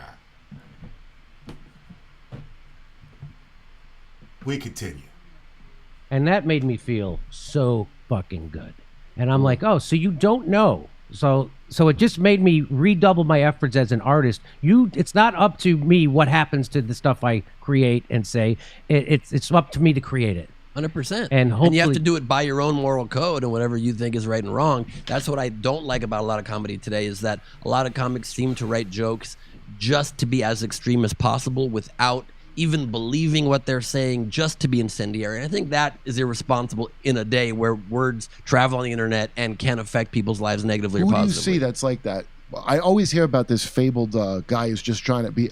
By the way, I hate edginess. Like, I've never been edgy. People say that nonsense to me, and I'm like, that's a very mediocre way to look at something. Like, I just say a thing that I think's funny. But who is these guys that are just being extreme, that are not open micers or some guy that are comics? 'Cause I don't know any of them. I can tell you one. Who? Brian Regan. I don't know who that is. He's so incendiary. Just for the fucking, he's just a just for button the pusher. lulz, this guy. Yeah. That seems like. Well, Ben, call in if you think it's cool for the government to coordinate with things like PayPal and Twitch and things like that to destroy the lives of civilian people, call in and make your case. I don't have a problem. Look, it says right there, call in if you disagree. Call in, Ben. A real stupid thing thrown around by people. No, there are examples of it. Like, No, Okay, so I'll give you an example. So you just mentioned Bill Burr's special. I love Burr. I love Burr as a person. I love Burr as a comic. One of my favorites. I think he's the number one or two working today. But I don't think two of his most recent specials needed a joke that kind of excuses hitting women. I don't think it's necessary in there. You're talking about a joke that hitting kids. I don't think you need the bit. Burr's brilliant enough. what was the bit? He had a bit where he goes, "You can hit women," or Yeah, two. Which was what? Two specials. There was one special, I think the one in London maybe, where one of the punchlines was like, so you give her a little smack to the face, no big deal. And then in the most recent special, it was the Sean Connery story about like him saying people tried to, of course it's dumb to cancel a dead person. That's the funny part of the joke. You don't cancel Sean Connery for a Playboy interview not even real. from 1960. Wait, it is real or it isn't real? I don't know. I thought it was like Bigfoot. No one's ever seen idea. it. But you don't need the joke that goes, what's the worst thing that Sean Connery said in this interview? Sometimes you have a girlfriend and you smack her around a little bit just to show her who's boss. And that's the punchline, the laugh. Like, well, that's pro domestic violence. You don't need that joke in the special. So there's your I answer. took it as a mockery of a Scottish accent. Well, we can all get You know behind what? the Scottish accent is ridiculous and needs to be stopped. I was pretty baked when I watched his special, so I don't remember that the part. joke. It's funny. But would you agree if that's what Well, the I joke have to is? watch it. No, I everything Bill Burr says. You don't need any special. Is funny. Like, you put whatever you want. If it's I have to hear the joke, because the thing you're talking about, if that's a thing where he just said it to say it, then I'm like, oh, that's not the worst consequences of it. Let's say it's just a pure antagonistic thing, then I won't laugh. The end. That's the not the worst consequences. consequence. Jimmy just told an anecdotal story about how a joke against hitting a kid stopped a kid from being So hit. you think that means the Obviously, converse is that if you make a joke, 100, you know that's true, Kurt. Come on. You don't think there are people, you people who didn't hit especially kids, but who didn't hit women, heard this Bill Burr joke, and they go, "Hey, that joke's right. I should there hit are women." people, there are millions of people on every topic that live right on the borderline, right? And there's no doubt that those people who live on the borderline that have maybe wanted to hit their spouse and thought about it and almost did it, and They they, were hear the waiting for comic Bill Burr. that they love on a mainstream special that is promoted by one of the biggest corporations in the world, saying, "What's the big deal? You just smack her Did a you little absorb bit. You just estrogen smack from the her." Chelsea Lately panel, and that's where this is coming from? So you can't follow. Oh my God, that's great. But I agree with the Ben guy. This is kind of like the Trump effect, although I think the context is different. Trump says that the migrant caravan is full of invaders, okay? This mentally unstable guy, who's obviously mentally unstable, was on the border, like Ben said, right? He hears Trump characterize these people as invaders, and what does he do? That last thing pushed him over the line. He went strapped up and he killed all those people. Now, that's the principle. The principle is there are always a normal, well-balanced person is not going to go to a comedy show or read a tweet, even if it's the president, and do something ridiculous like that. But there are millions of people who are on the borderline and crazy and are looking for one little thing to push them over. Now, what I will say is the context is different. Trump is a president of the United States, and he has, we assume, access to information that the average person doesn't. So when the president says the migrant caravan has Al-Qaeda, blah, blah, blah, MS-13, yada, yada, yada, it is not irrational to believe him. And it's also not irrational to act on that belief. But a comedy show, the entire premise of a comedy show is that we're going to go here to laugh. We're not going to get national security. We don't believe that Bill Burr has some secret information about women that would then justify a certain kind of action. So this is the same thing that happens where it's like, what about violence in rap music? And I could tell you, I came up here from the Bronx, okay? So when I came here, I was never a gangbanger. I was never a gangster. If I carried weapons, it was because I was scared to death. If I used weapons, it was because I was terrified. So when I came up here and I saw the white kids using like played out slang that was gone like 2 years ago from where I was from, listening to 50 Cent, sagging their jeans, acting like they were gangster, throwing up gang signs and shit. I was like, okay, obviously hip hop is having some kind of influence. But again, the analogy breaks down because these are kids. What you're talking about, Ben, is a grown-ass man showing up to a Bill Burr show and saying, you know what, I heard a joke about Sean Connery smacking a girl, so now I'm going to go hit my wife. And the subtext for all of this discussion is this Ben guy is trying to say, he's trying at some level to justify, he's trying to justify censorship and the shit that's been happening. But yeah, like I said, if I ever used weapons coming up, it was because I was terrified and I was certain that I was not going to make it home. That shit is not glamorous. Anybody who's ever been through that shit will tell you that shit is terrifying. I don't care what set you belong to. I don't care how gangster you feel you are. That shit is terrifying. But my point is, I'm having a hard time buying the idea that people are going to a Bill Burr show and then saying, okay, I'm going to go and smack my wife, therefore we should ban. I don't think so. Because I don't think these are impressionable teenagers who want to identify with a certain kind of culture that they admire. And I don't believe that Bill Burr is the U.S. president with access to all that information. Okay? We continue. Are you growing small breasts? You can't from follow a estrogen? line of thought. You can't follow. Did your brain You sound like a church lady. Oh my God, he pulled his man card. This boy is not playing with you. You say you got too much estrogen. You're growing man boobs. Hey. Yo, Kurt is giving it to this boy right now. Get him, Kurt.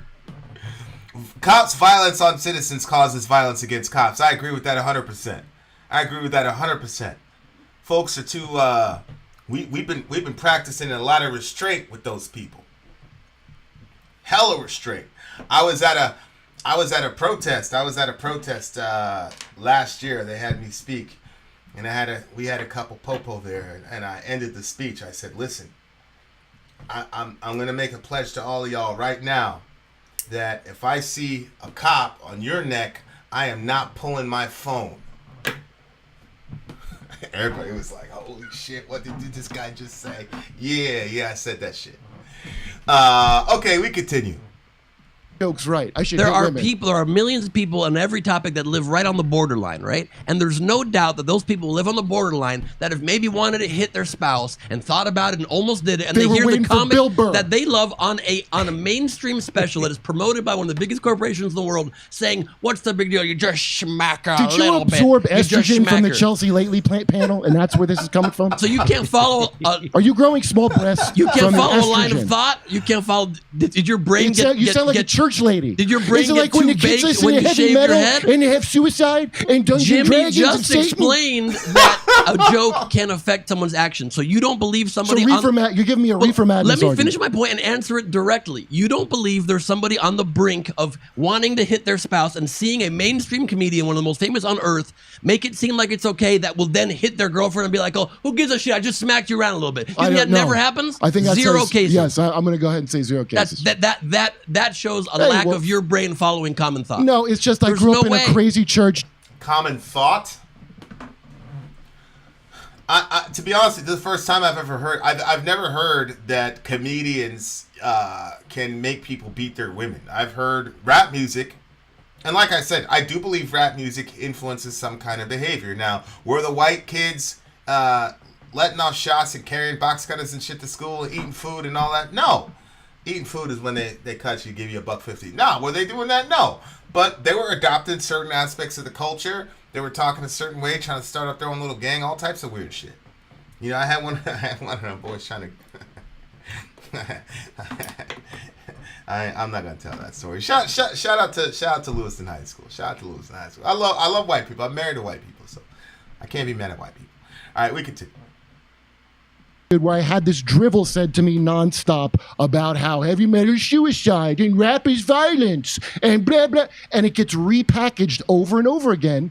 And people just act like. No, I'm not sure. I'm not sure we disagree. Like, because I believe that that rap music influenced the culture up here with these white kids, but they were talking about shit that was not in their world at all, and they were obviously influenced by the music. Now, none of them started playing guns. None of those kids were playing with,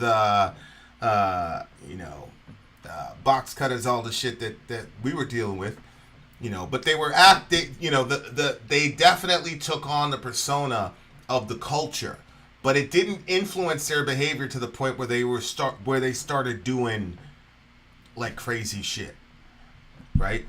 They didn't start doing the shit that we were doing. You know what I'm saying? I do remember an interview. It's a Vlad interview with, I think it was BG. It was BG Knockout on the Vlad interview where this white dude, like, went to the hood in Compton, tried to get jumped into I think it was Crips. He was trying to live Crip life because he was, like, enamored with Snoop Dogg. And so, like, the dude went across the country to get jumped into the Crip gang. But that was one dude. I think this entire conversation right here is ridiculous. Like, I'm sorry. I don't believe that a comedian is going to influence people to that degree. I think you'd have, because the entire premise of comedy is that you're there to laugh, and 90% of the shit isn't really real. There's hyperbole and exaggeration used. That's how you laugh. So I don't know what's going on here. Like, in this conversation, this guy is trying to justify censoring comedians because they're influencing people to hit women. I don't know. They're not repackaging the same crappy argument. Somebody's going to do that, was going to do it anyway. It wasn't because they saw Bill Burr's act. Not true by any means. Society, what becomes... Okay. If I was Kurt, I would say, okay, get me the data, get me the longitudinal study that validates this premise, Ben, specifically relative to comedians. I mean, there's no question that a person could blame metal music, and I've been in both worlds. I've been in like real deep gangster rap shit, and I've also been deep into metal. And I could tell you easily that if I was to blame a specific genre for actions, I could easily say that metal has a lot more influence as far as like you actually doing some shit in the real world. But let's see, we continue. Acceptable language determines what we see as acceptable. Okay, that's why language you changes. do a single statistic of any evolves. crime and show me where they saw a comedy act, and that was the major Show thing. me a statistic where... No, it's not. No. This happens to me all the time in debates. You made the positive claim, Ben, so it's on you to demonstrate some sort of longitudinal study that says that is an unintended byproduct of listening to a comedy special. That's not on Kurt to prove, to disprove. You're making the positive claim. Prove it. Hold on. Let's go back. Here it is. Crime and show me where they saw a comedy act, and that was the major thing. Show me a statistic where it doesn't. All of them. There's plenty of examples of people who have taken things in pop culture and mimicked them and repeated them. That happens. Obviously, that happens. But the beauty of comedy here, Ben. Yes. The beauty of comedy is that it makes us all get along so well. Is that we all get along. Yeah, it's beautiful. Rodney King had it right while he was getting beaten to death on the floor. No, this Can't we all get along? This is actually very good. This is the most lively. We don't usually have. It's just the dumbest. Yeah. Go ahead. We continue. This argument, I heard it my whole life from these that clucking you and literally church couldn't ladies. follow with your brain intellectually, Yes, and then I did. just banged out and said, "Did Chelsea Lately's panel cause estrogen and give you breasts?" That was your counter Because argument. you sound like a dippy housewife. No, you sound like somebody who can't understand consequence of action, who can't understand simple So rap cause and music effect. so rap music. No, dude, you made the positive claim. You're saying that there is a 1-to-1 correlation between Bill Burr's bad jokes and domestic violence, my guy. So it is on you. It's on you to present the information. It's not on Kurt to prove a negative. It's impossible. There's no university that's going to do a study on the lack of domestic violence from a comedy show. That's not even a phenomena you can observe. God almighty. In college, when I got really into Eminem's first album, me, a well-educated person, pretty well off growing up, not rich, but not struggling for money. Did you kill your wife in front of your daughter and stuff her in a trunk? Because Eminem did that. There's a song called Kim where he kills his wife in front of his daughter, stuffs her in the trunk. I haven't heard anybody who did that after listening to Eminem, and Eminem was God for a couple of years. So that's a perfect example. We continue. Was so immersed in the violent rhetoric of Eminem's first album that my friend and I went out and wanted to find somebody to beat up. We just couldn't.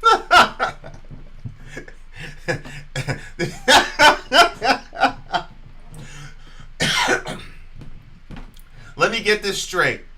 Ben, you and your friends listen to an Eminem record. Now, I'm not gonna.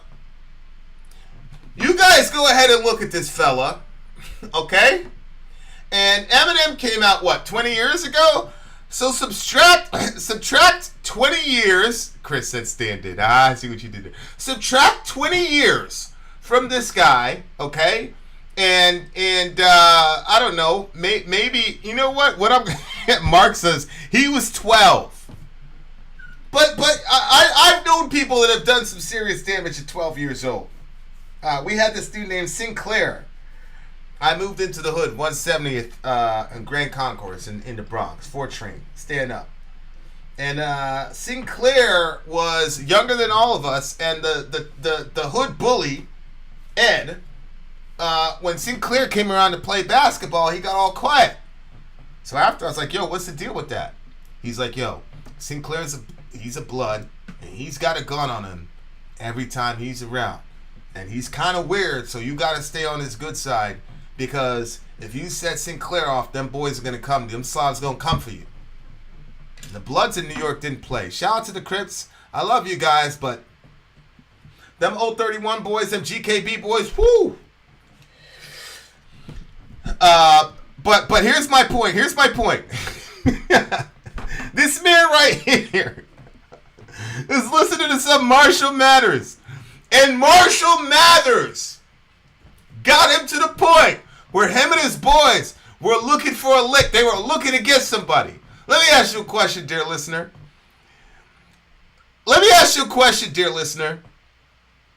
You think that they were really out there hunting for people and couldn't find nobody? They couldn't find anybody? They were living in a what do you call it? They were living in a post-apocalyptic world where all the streets were empty. Huh? They were living in all the streets were empty. They couldn't find anybody at the ripe old age of 12 years old. They was about to do some gangster shit.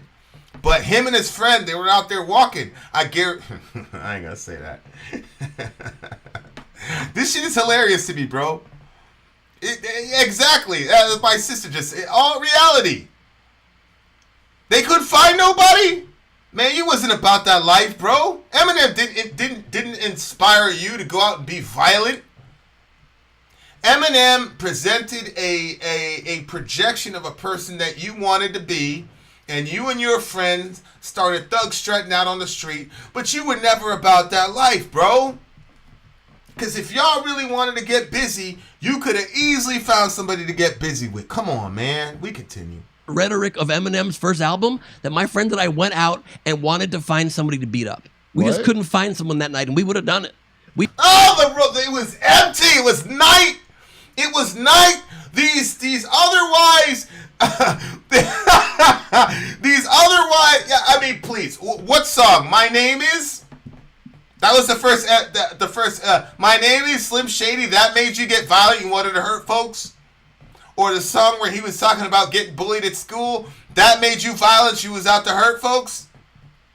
So we should have censored Eminem because your 12-year-old self, you and your friends over there, you guys are out there thug strutting? Man, get out of here, boy. This shit is hilarious to me. Look at his hands. We really were going to beat people up. We really were going to do it. Look at him. That looks like a guy that's going to... Look at him. Look at his hand. Look at that. Does he got it? He has his thumb under his fingers. This is a guy who was about to put that work in. Because of Eminem. That tells me that Eminem was your first rap record, like a lot of white folks. Eminem was your first rap record. Because if Eminem's first record got you violent, if Eminem's first record got you in a space to be violent, don't listen to no Biggie. Don't listen to any Bone Thugs.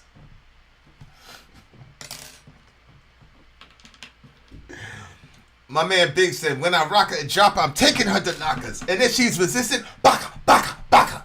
Yeah. We were listening to Gimme the Loot. First time Angelo. Shout out to Angelo. Rest in peace to the homie. No bullshit. Angelo got shot. We were listening to Gimme the Loot when Angelo got shot. We sitting there listening, give it a loot, give it a loot. I'm a bad boy. We saw all these people running down the concourse. I went outside. There's Angelo on the ground. Dudes from Vane, the next street got him. Pop, pop, pop, pop, pop, pop, pop, pop. But this dude listened to Eminem, and Eminem got him riled up on that first. Slim Shady got him riled up on that first record. Man, listen.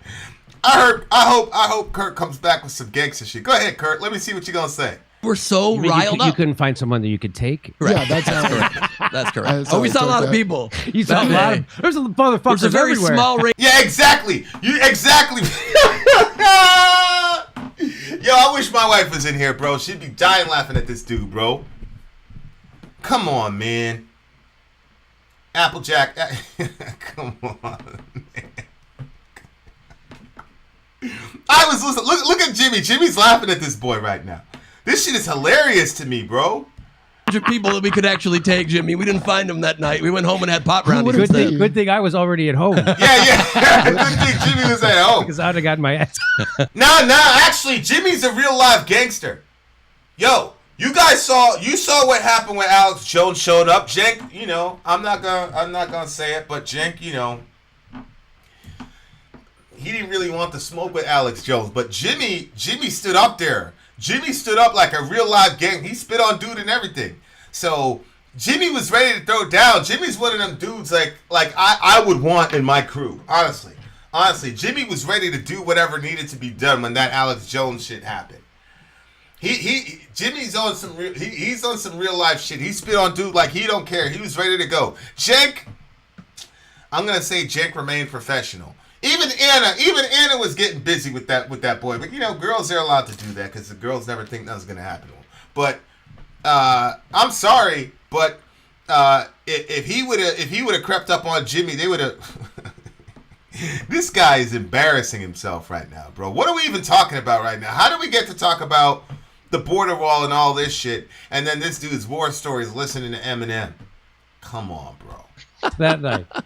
Well, this is this is good that we had this heated conversation because this will help your special. This is going to get my special, The Mad King, available now on YouTube. This is going to let me bring it up. This is going to help it get more views for sure. Yeah, this is good. Please debate in the comments whether you think I'm right or wrong in any joke. It all helps the algorithm. The problem is that you're going to be fucking funny, and so nobody's going to be pissed off when they watch you. But they still might be like funny, but you're a fucking idiot, kind of like Kurt just did for about 5 minutes.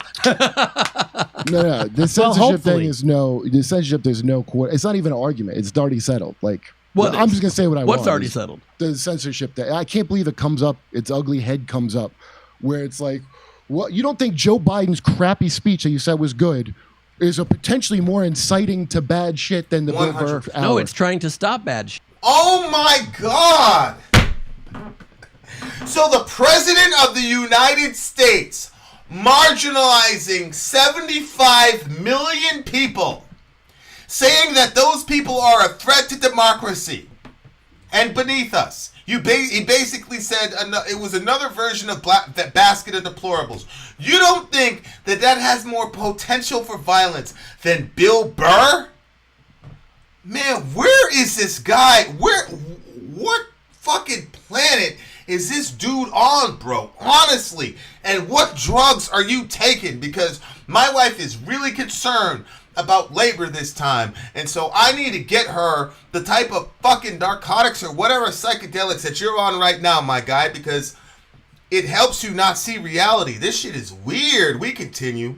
It's trying to stop people. And even if it's right, even if the premise is right that Hillary Clinton election deniers were the same, it doesn't mean that we can't stop that action now. Maybe the speech should have said, and those who also denied Hillary's election are full of shit. Hey, what about, I don't really think this stream was really that good, to be honest with you, Tasco, because this dude set me off on a bunch of times. So I don't think you're really missing much on this show, to be honest with you. We continue. A line. If you think there's no purpose to public discourse, then unplug your fucking microphone right now. Oh, so you mean censorship? If you think that was not a public discourse. That was one man blitzing 75 million people. And I don't feel sorry for Trump supporters. I don't care. I mean, whatever. I'm just saying, if you're talking about turning down the temperature in a hostile situation, which is what we're in, which is what we've been in, thanks mostly to Democrat-run media with this Russiagate nonsense, and not only did you just marginalize all the Trump supporters, but Democratic media, MSNBC, CNN, marginalized Russian nationals in this country. If your name was Alexei or Fedor or your last name was Emelianenko, people were looking at you with the screw face long before COVID. These people did significant damage to our country. Significant, divisive, tangible, real damage to people in this country. What the fuck are you talking about? Bill Burr needs to be censored, but you can get on there and marginalize an entire race of people and an entire group of 75 million people who vote. Man, this dude is out of his fucking mind, bro. Holy shit. No, not censorship. I never said the jokes should be censored. That's why I said individuals should use their own morals to decide what their moral line is and try to not write jokes just for the joke's sake that maybe doesn't match your moral position. I don't disagree with that. I don't even That's all I said. And you went off and said I had tits. That's all I said. Well, it's weird because I totally agree with the last thing you said. Good. That's all I ever said. I don't even disagree a little bit with the very last thing you just said. I never said they should have censored Bill Burr's joke. I said he should have self-decided whether that was something he needed in that special. I don't know why every hack, nobody. Now look, here's Chris. Meanwhile, the MAGAverse is waxing hopeful about civil war. Right, Chris. Here's the difference, Chris.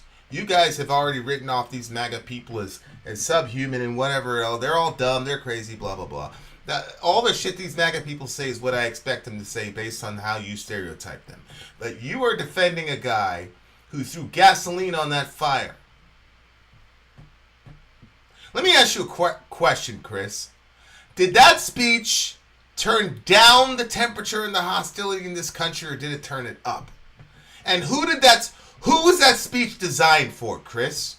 If you were a Trump supporter and you were about to do some hostile shit in this country, and then you turned on the TV and you saw your president talking all that shit about you, would that make you, since all these MAGA people, they're all crazy, they're all dumb and uneducated, they're full of, they got all their guns and shit, and they don't smoke weed, so they're all angry and shit, they're all mentally ill, right, Chris? All those MAGA people, those deplorables.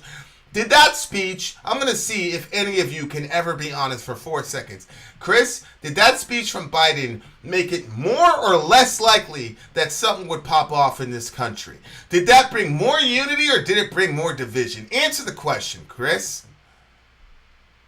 Who was that speech for?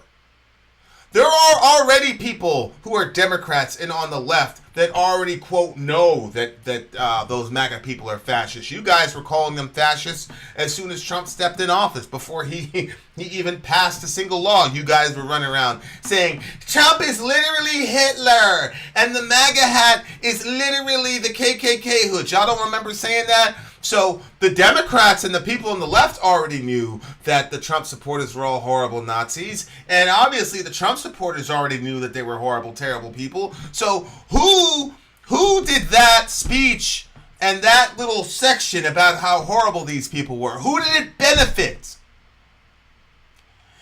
Yes, he says it didn't help unite anyone. Correct. But did it have a divisive effect? What do you think, Chris? Was that divisive, what he said? Who did it help? Who needed to know that these people were fascists, Chris?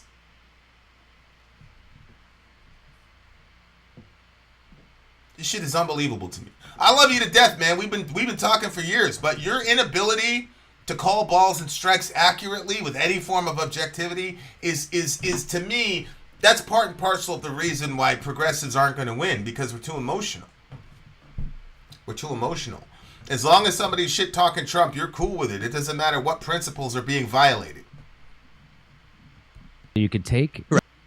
The speech were to people in the middle. Really, the speech was for people in the middle. Who's in the middle relative to Trump? Is there anybody that has a mediating position on Donald Trump and the people that voted for him?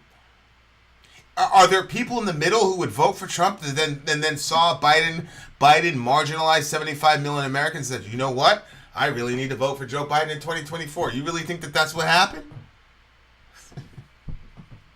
That speech was red meat for people who are uneducated as to how politics works and what fascism actually is.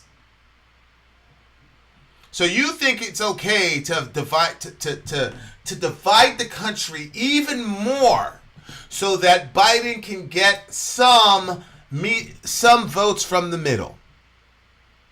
So you're okay with him pouring gasoline all over our country and marginalizing people so that he can get some voters who are in the middle, which he's not going to get, and anybody with a brain knows he's not going to get those people. We continue. In the comments, whether you think I'm right or wrong in any joke, it all helps the algorithm. The problem is that you're going to be fucking funny, and so nobody's going to be pissed off when they watch you. But they still might be like, funny, but you're a fucking idiot, kind of like Kurt just did for about 5 minutes. No. The censorship thing is the censorship, there's no, it's not even an argument. It's already settled. Like, I'm just going to say what I want. What's already settled? The censorship thing. I can't believe it comes up, its ugly head comes up, where it's like, what, you don't think Joe Biden's crappy speech that you said was good is a potentially more inciting to bad shit than the Bill Burr hour? No, it's trying to stop bad shit. It's trying to stop people. And even if it's right, even if the premise is right that Hillary Clinton election deniers were the same, it doesn't mean that we can't stop that action now. Maybe the speech should have said. Maybe the speech should have said, and those who also denied Hillary's election are full of shit. Hey, what about having a line? If you think there's no purpose to public discourse, then unplug your fucking microphone right now. Oh, so you mean censorship? If you think there's what do you mean having a line? No, not censorship. I never said the jokes should be censored. That's why I said individuals should use their own morals to decide what their moral line is and try to not write jokes just for the joke's sake that maybe doesn't match your moral position. I don't disagree with that. I don't even That's all I said. And you went off and said I had tits. That's all I said. No, that's weird, I totally... He said you had you were taking estrogen shots because you were sounding like a church lady, pearl clutching about Bill Burr telling a joke, and then saying that it was going to result in people going home and beating their wives after listening to Bill Burr. That's what happened. Then he asked you for some data to back it up, and you had none. That's actually what happened, my brother. We continue. Shout out to Chris. Chris said it was a bad political move. Yeah, it was more than a bad political move, Chris. It was dangerous. It was dangerous. But Mr. Biden is surrounded by security details that have very, very powerful guns. So he's okay. You're going to Walmart tomorrow, though. So he just put a battery in all these people's backs, got them all angry and pissed off and upset with his background with the fucking Marines there doing the fucking Hitler shit. The whole shit was just off.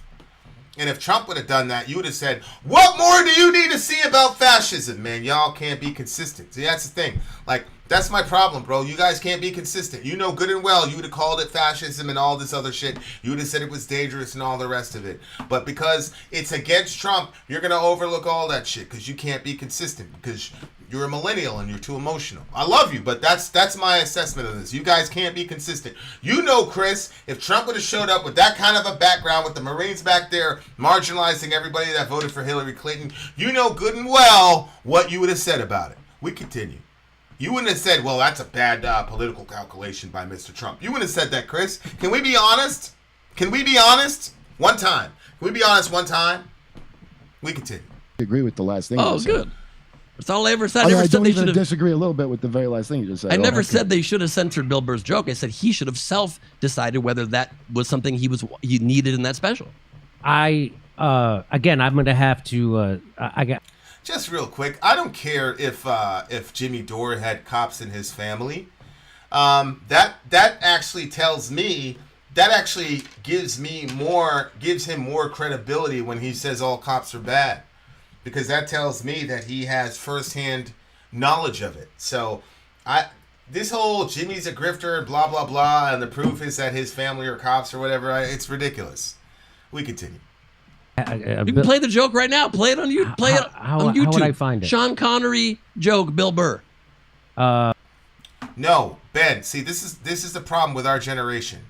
Just because that I said that what Joe Biden did was fascistic and divisive and horrible, that doesn't mean that I don't believe that Republicans or Trump doesn't have fascistic tendencies. However, when you nationalize the media, that's a form of fascism. And we support a government that does that. It's called Ukraine.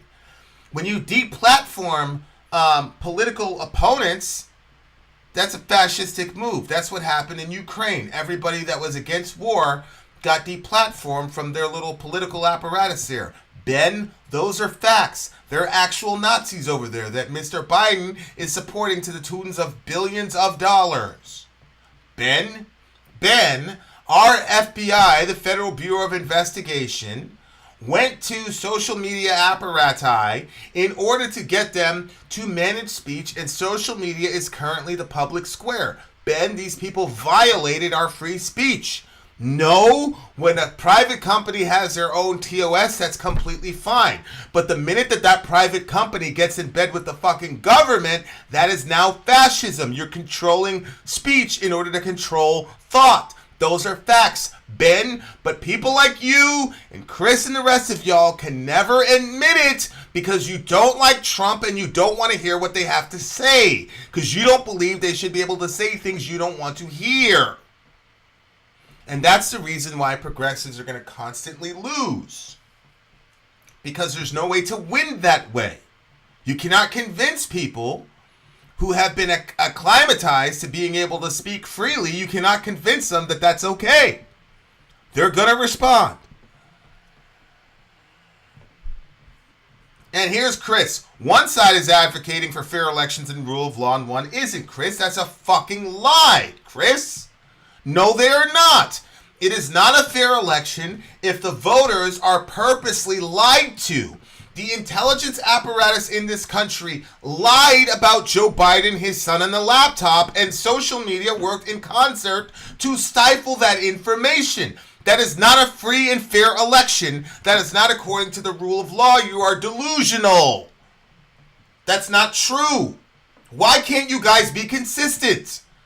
What are you talking about, Chris? Was it the Democratic Party who literally stole the election from Bernie Sanders in 2016? Hillary Clinton had the fucking DNC headquarters in fucking Brooklyn, in her office. CNN was giving her the answers. They literally stole the election from Bernard Sanders. Chris, what are you talking about? Is your memory that bad?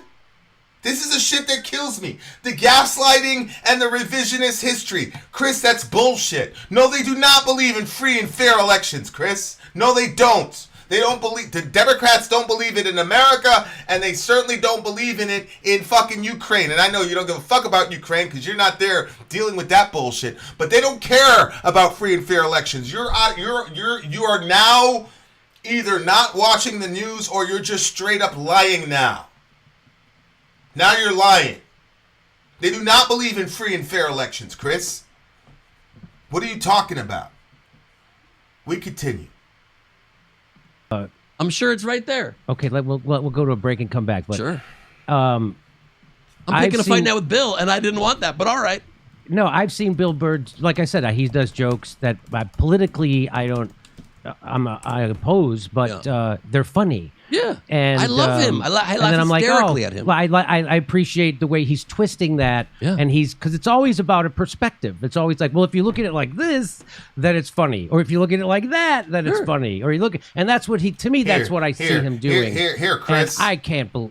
Here, Chris. Here's the party of people who believe in free and fair elections. Here's the party of free and fair elections. Here's the Washington Post. Democracy dies in darkness. Okay. Here we go. Let's see about this, huh? Let's see about this, because Chris is saying that the Democrats believe in free and fair elections. Okay, all right, they believe in free and fair elections. All right, here's the Washington Post, Chris. In 2016, here's the Washington Post. Here's the free and fair elections, the Washington Post, and the rule of law. That's right, the rule of law. That's right. Hillary Clinton. Trump is an illegitimate president.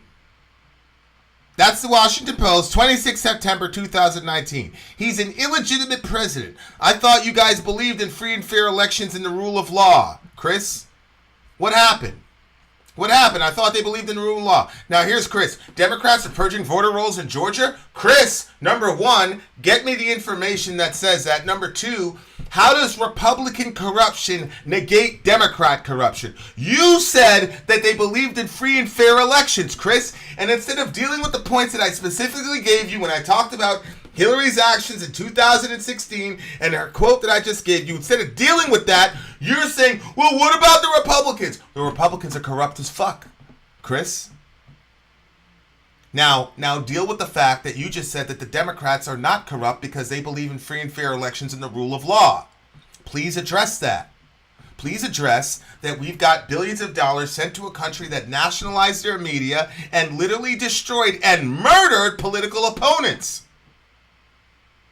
You know, all of you guys, no, Chris, I'm not going to let you get away with that, bro. You out here trying to say that HRC screwed Bernie. Nah, HRC is one person. The fucking Democratic apparatus screwed Bernie, and they didn't screw Bernie, they screwed all of us. Bernie's a fucking millionaire. He's sitting pretty, he's fine.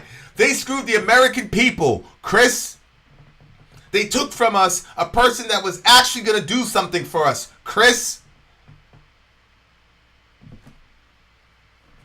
We out here celebrating a fucking $10,000 student loan forgiveness program that if you accumulate interest in the next 4 years, those poor kids are gonna have to pay it back. We could have had real change in this country, Chris, and it was the fucking Democrats that took Bernie from us. Chris, your people did that. The people you said believed in free and fair elections. Stop this. Stop doing that, Chris. They don't believe in free and fair elections or rule of law. You can say that Trump is bad and Republicans are bad and simultaneously say Democrats are bad. You don't have to do this nonsense. This revisionist history and this gaslighting. Stop lying to people. We continue. Would be really shocked. I'll watch that clip, but I would be really shocked if Bill Burr was encouraging people to commit domestic violence. I don't think he's encouraging people to do it, but I think the message from what I took from the joke was that in some instances, it ain't so bad. Now, maybe the joke, and in Bill's defense, I need to look at the clip again. Maybe he said back then it wasn't so bad. In the 50s or 60s when Connery was smacking his girlfriends. Maybe there was that qualifying sentence there still. I don't think you need it in the special. But, I guess it was crazy that Sean Connery did get away with saying that. Around said it, and it was not, nobody mentioned it in the news. It was the second time, because Barbara Walters goes, Brought do it you up. still, he had said before he was into that. Yes. And she goes, do you still? He goes, yes, Barbara. Never do a Scottish accent around me again, please. It's very offensive. Sometimes a woman. We've got to slap some sense into Ben Gleib. He said, You'll have to get through my man tits first, Kurt. He was saying I thought they were developing, not large. Thank you. That's nice. But they're still there. They're emotional tits. That's nice of you. Well, Ben, it's been great having you. You know, we should have people like you in more often. We should have you in more often. This has been great, actually. We should have weak sauce neoliberals get completely annihilated in a debate. Yes, we should have people like you more often. I agree. That's a great art, too, by the way. On your She's an incredible Leedy Corbin, incredible artist, and I talk about, obviously, every one of those. There's like 21 topics in this poster that I talk about in the special, 5 minutes tearing down organized religion, tearing down the sanctity of the founding fathers, tearing down people that do not allow free speech and don't let people speak, that criticize protesting the anthem, women who think they're mermaids and how that needs to stop, and that could help women kind of advance on their own a little bit too if they stopped. Oh, please. If the mermaid gender people really get a footing in America, you're going to be using that mermaid gender shit. Stop it. You'll put out an apology for saying that shit. Knowing the type of person you are, Ben. Absolutely. Then you'll put out an apology and say that you'll ban yourself if mermaid gender becomes a thing in America. Who thinks I'm wrong? Everybody knows I'm right. You that dude, bro. We continue.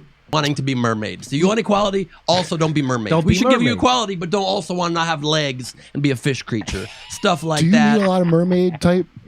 I do. I was dating a girl we were sitting by my pool, and she says to me, "Ben, am I a mermaid?" And I said, "No." Nuh-uh. And I'm not even sure you're an adult anymore. It was a comedian, too. And you think Sean Connery's wrong to slap a woman? And can you imagine if guys said shit like that to girls? Baby, say I'm a dragon. Say I'm a fire-breathing Somebody dragon. literally, I'm not kidding, said to me, turned to me like, "Would you slay a dragon for me?" And we were watching TV and I go, I didn't even know what to say. I'm like, I mean. See, this is something females can't understand because Kurt just blasted this dude. He just, and then like 5 minutes later, they're sitting there joking with each other. That's what happens. I took my girl to the basketball court one time. Dudes was getting in. It was a lot of shit talking, a lot of pushing and shoving. I was like, don't worry about it. They love each other. It's going to be good. They're gonna hug it out after the game. And sure enough, I was right. We continue. This is what dudes do. This is what we do. Be like a hippopotamus. I didn't know how to answer it. And she goes, "Take this seriously." Oh, good. Like if you ate a bowl of, would you eat a bowl of magic farts if you knew you would get X-ray vision? Take it seriously. Take it serious. Holy shit. Ben Gleib, everybody check it's on YouTube. So I bet there's a bunch of people jumping over there to watch it right now. Ben Gleib on YouTube. Thank you so much for stopping in. Let me tell everybody, check out his... Hell no, I'm not going to check that dude out and watch him, Jimmy. I love you to death, bro. I ain't going to watch that, boy. That shit's going to be boring as hell. Like, I Look at News said. That shit's going to be politically correct and boring. Really boring. Game Show Network show, Idiot Test, and it's on Pluto TV also. Thanks for coming in, Ben. It's really been fun. This has been more fun than I expected. My pleasure. Okay. Hey, come catch one of our live stand-up shows. We'll be in Spokane, Tacoma, Virginia Beach, Richmond. Jimmy knows that was comedy. That was comedy gold. He knows that that's going to be a popular show because that dude got wrecked. Look, here's my problem. Okay, I don't like being lied to. I don't like being gaslit. I don't like that shit. That shit bothers me, and I cannot stand when otherwise intellectual, brilliant people start running interference and start lying for the worst people in our country. And make no mistake, these neoliberals, these MSNBC, CNN folks, these people are the worst people in our country, bro. And my problem is, if you say, look, they're the lesser of two evils, I'm going to vote for them because they're lesser of two evils, fine. I understand that. Whether I agree with it or not, I understand it. What I don't understand, though, is people lying, running interference, ignoring facts, revising history. That shit, I don't understand. Why would you do that? Why? It doesn't benefit us. We're all regular people. We're all the little people at the bottom. What the fuck? Why are we running interference for the fucking Democratic Party? I don't care about us. So that's my problem. Like, what is happening? No, it is not true that the Democrats care about elections, fair elections, and the rule of law. It's not true that Democrats love black people and Republicans hate black people. It's not true that Democrats love gay people but Republicans hate gay. None of that shit is true. None of that shit is true. And I almost wish I never saw Bernie in that chair. I almost wish I was just in my little evangelical bubble because there's nothing. I am used to the cold German efficiency of Republicans in the pro-life movement. You want to see a well-oiled machine? You want to see strategy over emotion? Man, you get inside of a pro-life meeting or a Republican meeting. I mean, my boys just went to a fundraiser for LePage. You can Google LePage. He's, like I said, he was Trump before Trump. And my little son came back and he's like completely drank the Kool-Aid. He's out fundraising, door knocking and shit for them now. Like he's all about it now. Because those people know how to operate. They know what they're doing. This shit right here is so frustrating to me as somebody who has sympathies for progressives and would vote for a legitimate and is aching to vote for a legitimate progressive candidate. You have no idea how frustrating this shit is to me. Progressives are continually punching themselves in the face and losing on purpose, and I don't know why we're so obsessed with losing. We are running interference for our enemies. I don't know if you realize this, but it wasn't the Republicans who took Bernie Sanders from us. It was the fucking Democrats who did that. And yes, Bernie did not fight well, and he was not a good soldier for us. I understand that. And he's done. He's out to pasture. He's made his millions, so now he's not in the movement anymore. He abandoned AOC, left that girl out there by herself, and now here she is on GQ being all stylish and shit. Okay? I understand that. But the people that created that situation were not the Republicans. It was the Democrats. The same thing with Nina Turner. Okay? They're the ones that keep doing this. They're the ones that keep selling. It's Democrats that keep doing this. So why are we running fucking interference for these people? Why are we repeating their bullshit lines? Why are we pretending like they respect our votes? Chris, don't you remember that in 2020, don't you remember everybody was projecting for Bernie to win the popular vote, and the Democrats were saying, we are still going to take we're going to do the super delegate thing and not allow Bernie to run. Don't you remember that? Barack Obama saying, I am not going to allow Bernie to be the candidate? Don't you guys remember that? They came out on the stage, on Bernie's stage, and they explicitly stated that they were going to do that super delegate bullshit. No, Democrats don't give a fuck about our vote, our opinion, or the rule of law. These people are your enemies. They're out to destroy us, bro. And why people are... And look, you had a bunch of black folks, okay, that really gave the knockout punch to Bernie Sanders in the Carolinas because that corrupt John What's-His-Face told all those Negroes to go out and vote for that man. So while Bernie Sanders was getting jammed up,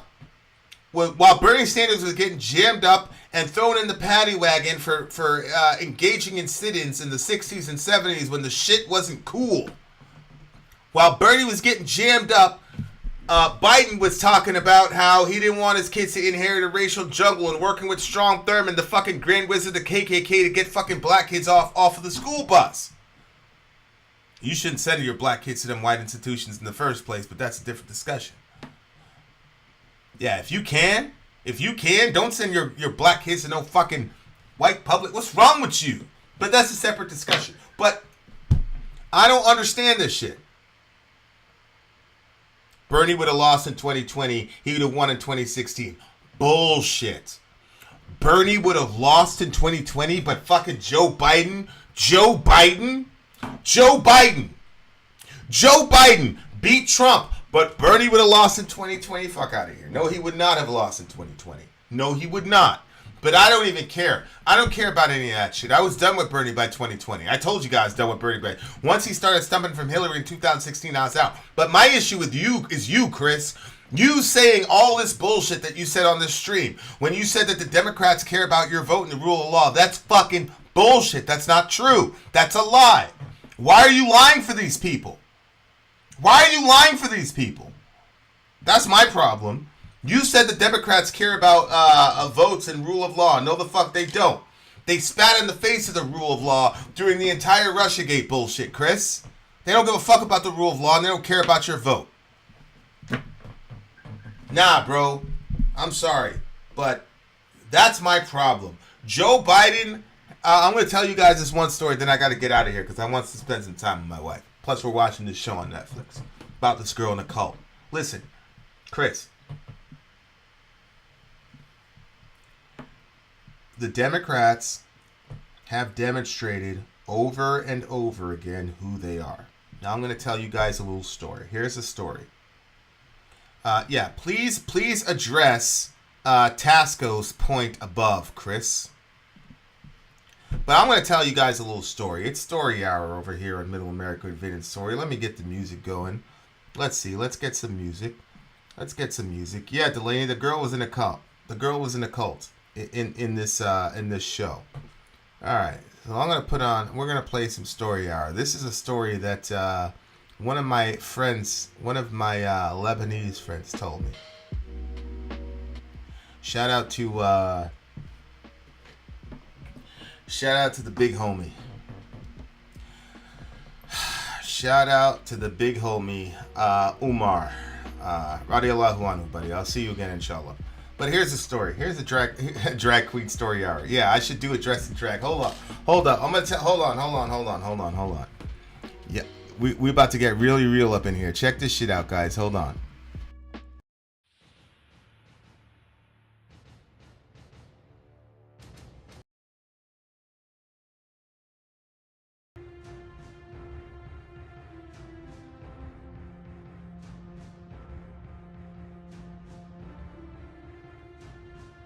You guys ready? Here we are. It's story hour. Okay, here we go. All right, so here's the story, guys. One day, a frog was going across a pond, and as he was going across the pond, he met his friend the scorpion, and the scorpion said, "Hey, can you give me a ride? Can you give me a ride across the pond?" And the frog said, "I don't know if I want to do that, bro, because I feel like you're going to sting me." And the scorpion said, "Why would I sting you? Why would I sting you? If I sting you, then we'll both die." And the frog said, "Well, that kind of makes some sense." So as the frog is going across the pond with his buddy the scorpion, sure enough, the scorpion stings him. And the frog, as he's going belly up, the frog looks at the scorpion and he says, "Why the fuck would you do that? Now we're gonna die." And the scorpion says, "Yeah, bro, no, we both about to die in this bitch." And then the frog says, "Then why would you do that?" And the scorpion said, "Because I'm a scorpion, bro." Dear listener, these are bad people. Chris, the Democrats are bad people. They've shown you who and what they are. Chris. They told you they don't care about your vote. Joe Biden, in the middle of a pandemic, said that even if a Republican House passed the Medicare for All bill, that he would veto it. Because how can you pay for it? He has shown you who he is. The Democrats have shown you who they are. Why you are trying to defend these lying people who legitimately hate our democracy? Don't you realize that the Republicans had a Never Trump campaign? But because Trump was the winner, the Republicans don't do any of that superdelegate bullshit. The Republicans actually go with what their people say. They didn't like Trump. None of those Republicans liked Trump. Not a single one of them. But they fell in line because that's what their people wanted. Democrats will say, "Nah, even if Bernie wins, we're going to do the superdelegate thing. We're not going to let him win." And those are the people that you're defending. Are there fascistic tendencies in the Republican Party? Obviously. Are there fascistic tendencies in the Democratic Party? Obviously. And they're not pretending otherwise. So it is a horrible, horrible situation when the frogs start running interference for the scorpions, Chris. And that's what you've been doing for the last 2 hours, 32 minutes, and 54 seconds. And you shouldn't do that. And neither should that Ben fella, and neither should any of us. Okay? Those are facts. Your emotional issue with Donald Trump does not excuse your running interference for fascists, Chris. That's not an excuse. You saying, I don't like it, my heart wants Scandinavian socialism, my head tells me Trump's vision for American is worse, period, much worse. Well, that's fine. You can think that. And that's fine. And you want to make that case, make that case. But that does not justify you lying and running interference and putting out all this propaganda for the Democratic Party, Chris. They're your enemy and mine. Having said that, I'm out of here. Now, Ben, you're a white boy, so you Jack have different experiences. So this shit is theoretical for you. You haven't been affected by this guy. My folks have actually been affected by this guy, though, Ben. So all of you, no, Chris, no, it has nothing to do with the short term, Chris. No. You lied, bro. You lied, and you haven't corrected your error. You said that the Democrats care about votes and democracy and the rule of law, and that's a fucking lie. The Democrats are also supporting Nazis and fascists over there in Ukraine, where they nationalized the government. You look the other way. They're supporting Nazis. You look the other way. They're deplatforming people that are against war. They silenced all their political opponents, killed some of them. You look the other way. They killed peaceniks like Dennis Kyriv. You look the other way. It came out that our government went and stopped peace negotiations between those two. You look the other way. You keep looking the other way because you have an emotional issue with Trump because they got you, bro. They got you. You really, really, truly believe that Trump is more dangerous than these people. And you're overlooking the fact that that motherfucker Putin stayed exactly where he was the entire Trump administration. And the first fucking month that Joe Biden was sworn in, he went in there. And you're not connecting any of these dots, Chris, because you're emotional. No, you don't. No, you don't. I love you, but you're completely wrong here. You've been running interference for the last 2.5 hours. I love you. Good night, everyone. Exactly. Saying Biden isn't a fascist is blaming the victim. But Applejack is black and so am I. So we got a different perspective on this than the rest of you white neoliberals. You guys are playing around with this shit. You're playing around with this shit. We live this shit. You guys are playing around. You guys are playing games. Fuck all of you. I'm lying. I'm just feeling funny right now. I'm feeling funny right now. Shout out to Chris. Shout out to Chris having the courage of his conviction, saying what he's saying. Much love to the homie. I love all of you, honestly. Honestly. Shout out to the big homie Tasco. I thought you loved me, Tasco. You made me watch this whack-ass video with this stupid-ass neoliberal on here talking all this dumb shit. I'm really starting to believe that you don't really like me like you say you do, Tasco. You keep putting these horrible people in front of me.